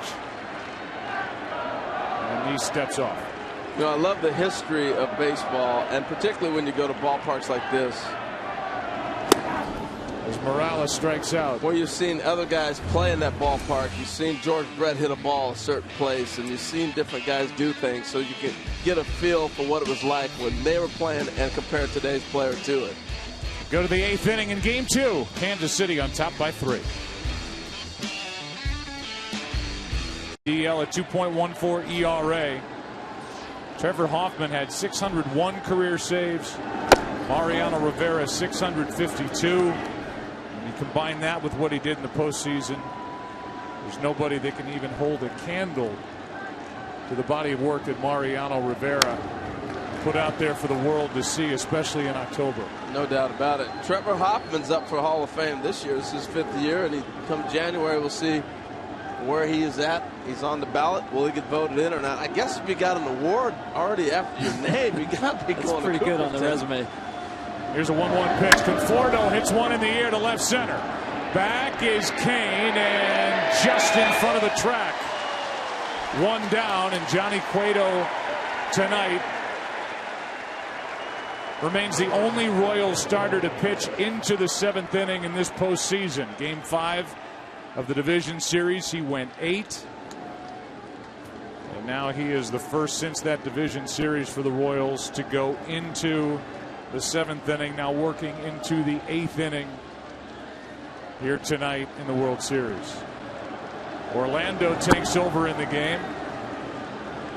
He's in right. The formula is there for Ned Yost in Kansas City, with Kelvin Herrera getting loose for the Royals in their pen. Here's Flores, the count 2-0. They finally took the tarp off that bullpen mound, Joe. 28 games for the Royals the last 2 postseasons. It's only the 4th time a starting pitcher was out there in the 7th inning, and Johnny obviously going even beyond that. Here comes a 2-0 pitch. Hard hit right at Moustakas, 2 out.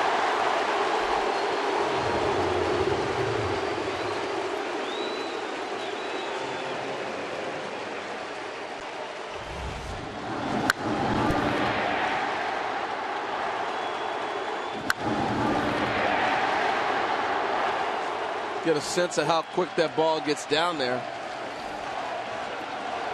He almost catches it like a catcher catching a fastball. Ball one to the number 9 man, Lagares. But they love Johnny Cueto here. He has found a home in Kansas City, man. I think it's the flair, and it's also how well he's pitched at home. He's putting on a show now. Little pause, little shimmy, shimmy, shake on the shoulders. He's feeling it. Look at him do a little wiggle on the mound. Can't flag it down. Escobar with a backhand to get him. And Lagares cut down. The defense has shined for the Royals in October. Escobar's doing it all. Made a big play last night. Backs up Cueto here. Bottom of the... Moustakas takes a strike from Jonathan Nice. Moustakas tonight is 1 for 2 with an RBI single and a walk. That's a strike. You surprised to see Nice extended for more work? After working last night over an inning, tonight he's going to get over an inning. Well, I think the presence of Moustakas and then Gordon, 2 batters away, left-handed hitters, he wants Nice out there. He's been very efficient, Joe, in working multiple innings last night and now tonight. Perez will follow, and then, as Tom said, Gordon. Right side, under the glove of Duda into right.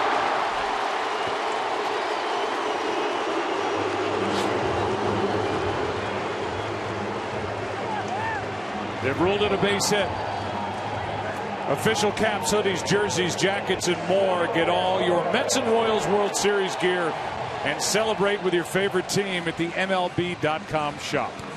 I think they're having a tough time figuring out how to defend Moustakas. All of a sudden, there's nobody in right field. Usually the second baseman's sitting way out there. Remember the ball that Duda went and kicked on the air? Murphy was standing right there. Now Murphy was over. And so they weren't in the traditional shift that they've been putting in the whole time.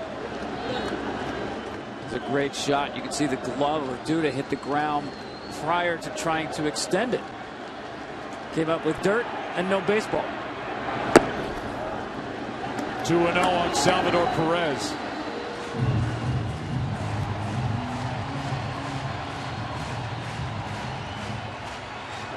Wade Davis getting loose for the Royals in their pen. Ball 3.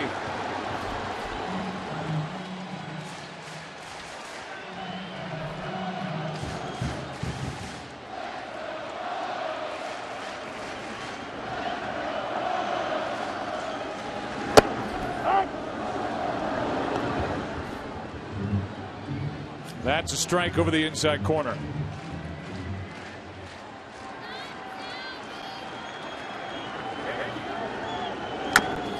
Off the plate, foul ball. T-Mobile wants you to share your passion, be part of the Big Seventh. Post your photos and videos with hashtag the Big Seventh, and you might be featured on TV during Game 4 of the World Series. Watch it on Fox. It'll be on Saturday night. You know, Joe, it's interesting managing a 7-game series because you know the next 3 are going to be in a row after the day off on Thursday. And I'm watching Davis in the bullpen. That is into left. A rocket off the bat of Perez. Moustakas is digging to third on a double by the Royals catcher.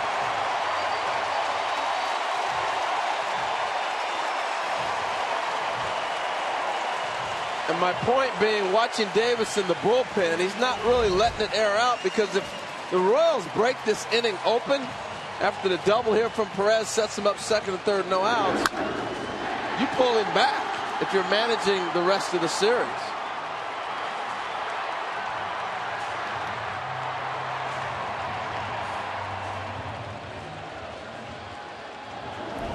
So Perez with his first hit of the night. Third of this World Series, infield in. Strike 1 on the outside corner to Alex Gordon. He shakes his head at that. He's walked twice, scored a run. And his walk started the big inning for the Royals, the 4-run 5th.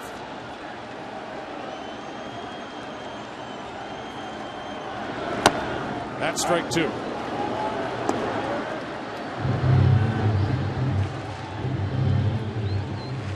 Well, Joe, this is where the Kansas City Royals do their best work. 2 strikes.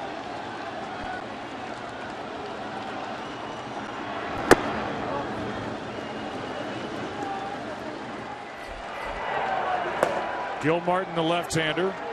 Addison Reed, the right-hander.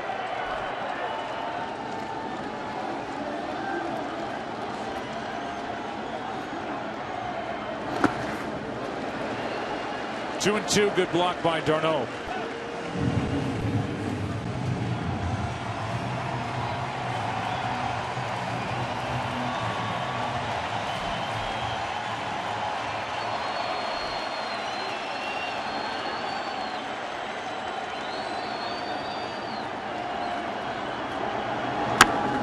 To the shortstop off the glove of Flores. Moustakas scores. Down to second is Gordon.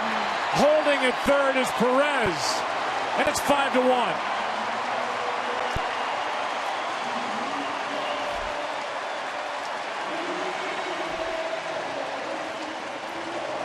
It's an RBI single with Alex Gordon just flying into second base. Again, with this big ballpark, Flores got enough to knock the ball down. It trickled like 10 feet past the infield dirt. And Salvi Perez gave him such a great run. It looked like he might be coming home. I think it forced Cespedes to go to the plate. More late inning runs for the Royals to lead the series and game 2.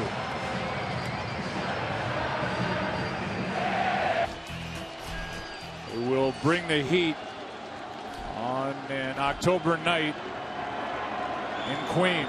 Second and third, nobody out, a run home. Orlando hits it in the air to left. Back is Cespedes to make the catch. Tagging and scoring is Perez. Tagging going to third is Gordon. 6-1.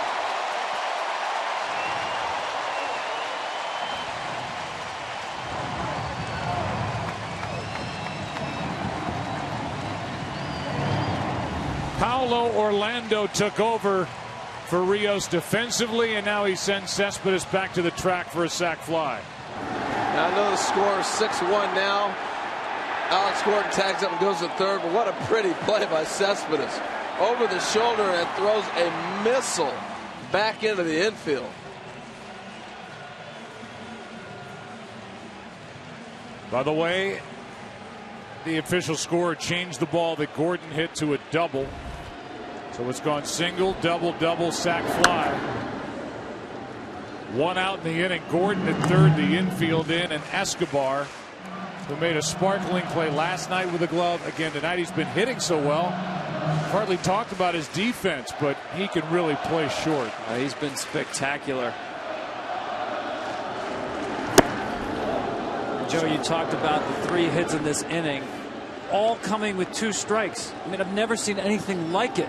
Wasn't around in the dead ball days of Wee Willie Keeler. But I'm telling you, the Mets pitchers tonight have thrown 34 pitches with 2 strikes and got 1 swing and miss. It's another 2-strike situation. Ball 1 is up for Addison Reed, who worked in last night's game and pitched a perfect inning in the 7th. I don't know, Tom. You come up with some nuggets. You sure you're not Back to the Future? A 1-2. Woo! 2-2. I'm glad you brought up Dale Swaim earlier, Joe, because it really is about approach and the team buying into this. Part of this is the expanse of this ballpark. You don't get rewarded for big swings.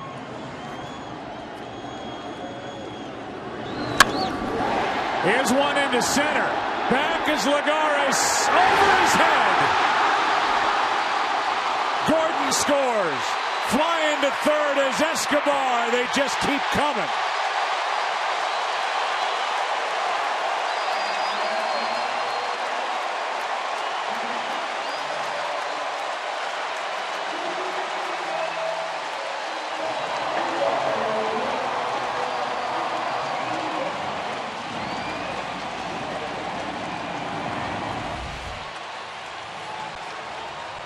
More two-strike damage for a guy who's just been killing fastballs this entire postseason. Doesn't matter what the count is.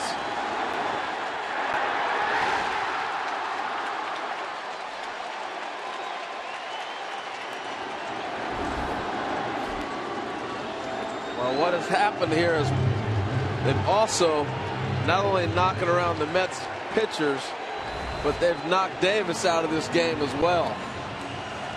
And we're going to see Johnny Cueto possibly throw a complete game. That's certainly a possibility as Addison Reed comes in, gives up the deep sac fly to left, the RBI triple. He's out. Sean Gilmartin. Chance to get Sean Gilmartin into the game for Terry Collins and the Mets in a 7-1 affair. Zobrist is turned around to bat right-handed. Infield is in. Escobar, the runner, at third. Alcides Escobar with 2 more hits, 2 more RBIs tonight. He's got 20 hits this postseason. They're the regular season numbers for the left-hander who made his first opening day roster this year. Escobar thought about it. Stays put at third, 2 out. And the batter will be Lorenzo Cain. Chevrolet and MLB are teaming up to support youth baseball. This year's MVP will receive a Silverado full of baseball equipment to donate to their local youth league. Who will win the MVP? You have to keep watching to see.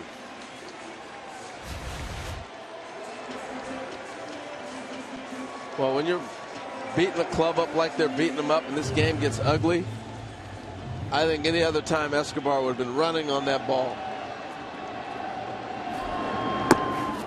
Make the shortstop move to the middle and he doesn't run, but it's 7-1 to pounded him. That was almost a sign of respect in a sense by not running right there. First pitch of ball to Lorenzo Cain. Now the next popped up. On the infield for Murphy. Nice job by Gilmartin. The inning is over. But after a 4-run 5th, it's a 3-run 8th. It's a 6-run lead for the Kansas City Royals into the 9th of Game 2.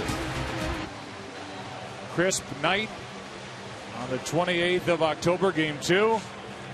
And the last American League pitcher to throw a complete game in a World Series.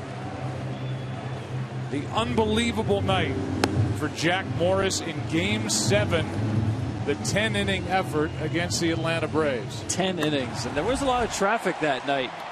He pitched out of trouble like I've never seen, especially considering the circumstances. Game 7. Cueto, really not that much traffic in the game. There's the walk-off sac fly by Gene Larkin. Were you at that game, Tom? I was. That was a single there, not a sac fly. That was the loudest venue I've ever been in. You walked out of that Metrodome, and it was like you were at a rock concert for 4 hours. Your ears were ringing. Both those guys are in the park. John Smoltz down to our right for MLB Network, the international feed. And Jack Morris is here as well as Cueto goes for the complete game. And this crowd was anxious to see Cueto pop out of that dugout, try and finish what he started. That's strike 1 on Granderson, 0 for 2 tonight. And Tom, I really think the Mets underestimated Cueto. I know they faced him a lot. They felt like the hesitation and different things he does on the mound wouldn't affect him. It has. Zobrist will charge it and get the out. Still only 2 hits tonight for the Mets. Well, that's the key, Joe, for me. And both those hits were actually soft singles by Lucas Duda. Talked about the traffic against Jack Morris. If you're looking for the last American Leaguer complete game World Series with so few hits, we'll go back to 1967 and Jim Lombard. That's how much Johnny Cueto has been in command. We talked about the Mets trying to get him into the middle of the strike zone. Well, guess what? They're still waiting in the 9th inning.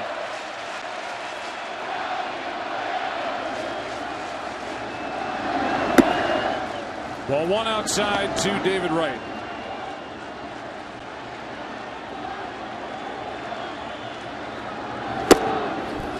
Ball 2. The Royals were on the receiving end of a complete game in last year's World Series. Game 5 at the hands of Madison Bumgarner. Only 4 hits, 8 strikeouts, no walks, a 117 pitch night. Moustakas, 2 out.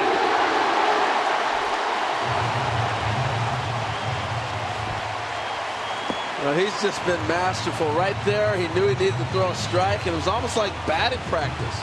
He just stepped and threw the ball right there. He knows he's got 6 runs to work with. Said hit it.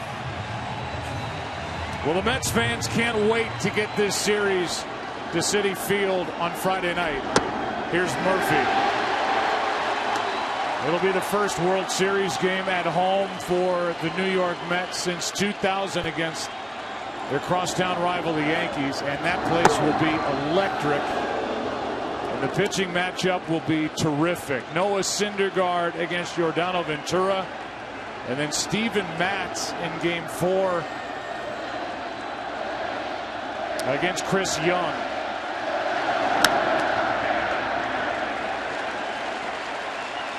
It'll be the first World Series game at Citi Field, a venue that opened in 2009. Right now, though, Game 2 belongs to Johnny Cueto.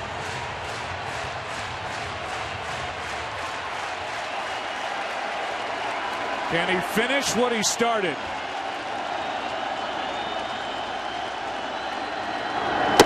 Two and 2.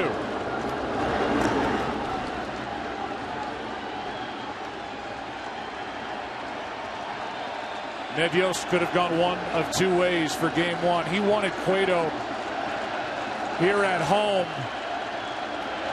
in front of these fans. Not only tonight, but if there is a Game 6, he would get the ball back here at Kauffman Stadium.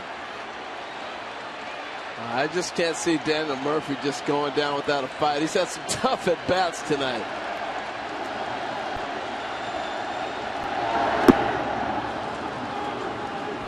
And he will take the walk.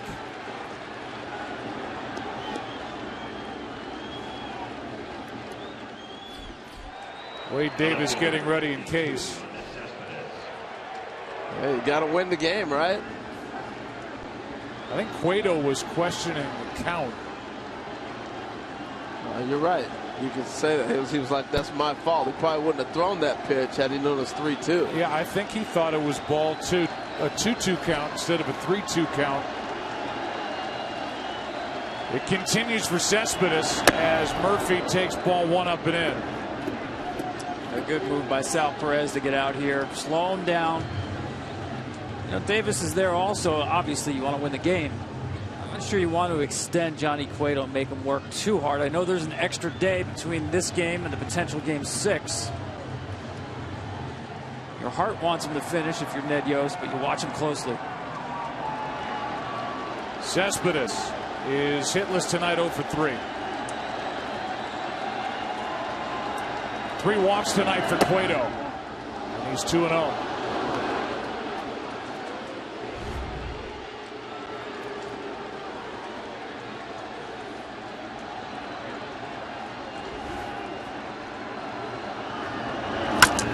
Broken bat, fly ball, right field. How about Cueto? Royals up 2 games to nothing.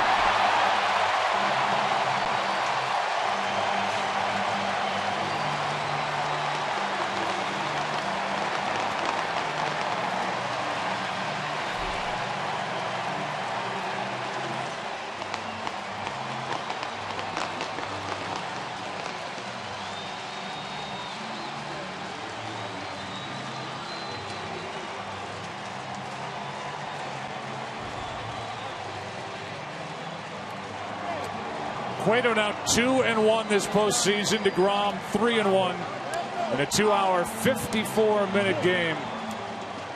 The pitcher, Dayton Moore, the general manager of the Royals, went out to get at the deadline. Throws a 2-hitter here in Game 2 of the World Series. And he's been up and down. I thought, well documented. He's struggled on and he's been good. Who are you going to get tonight? We got the great Cueto tonight. He was fantastic from the beginning. I thought he did a great job of locating, kept the ball down, and he kept his pitch count down. And that was the difference in the game for me.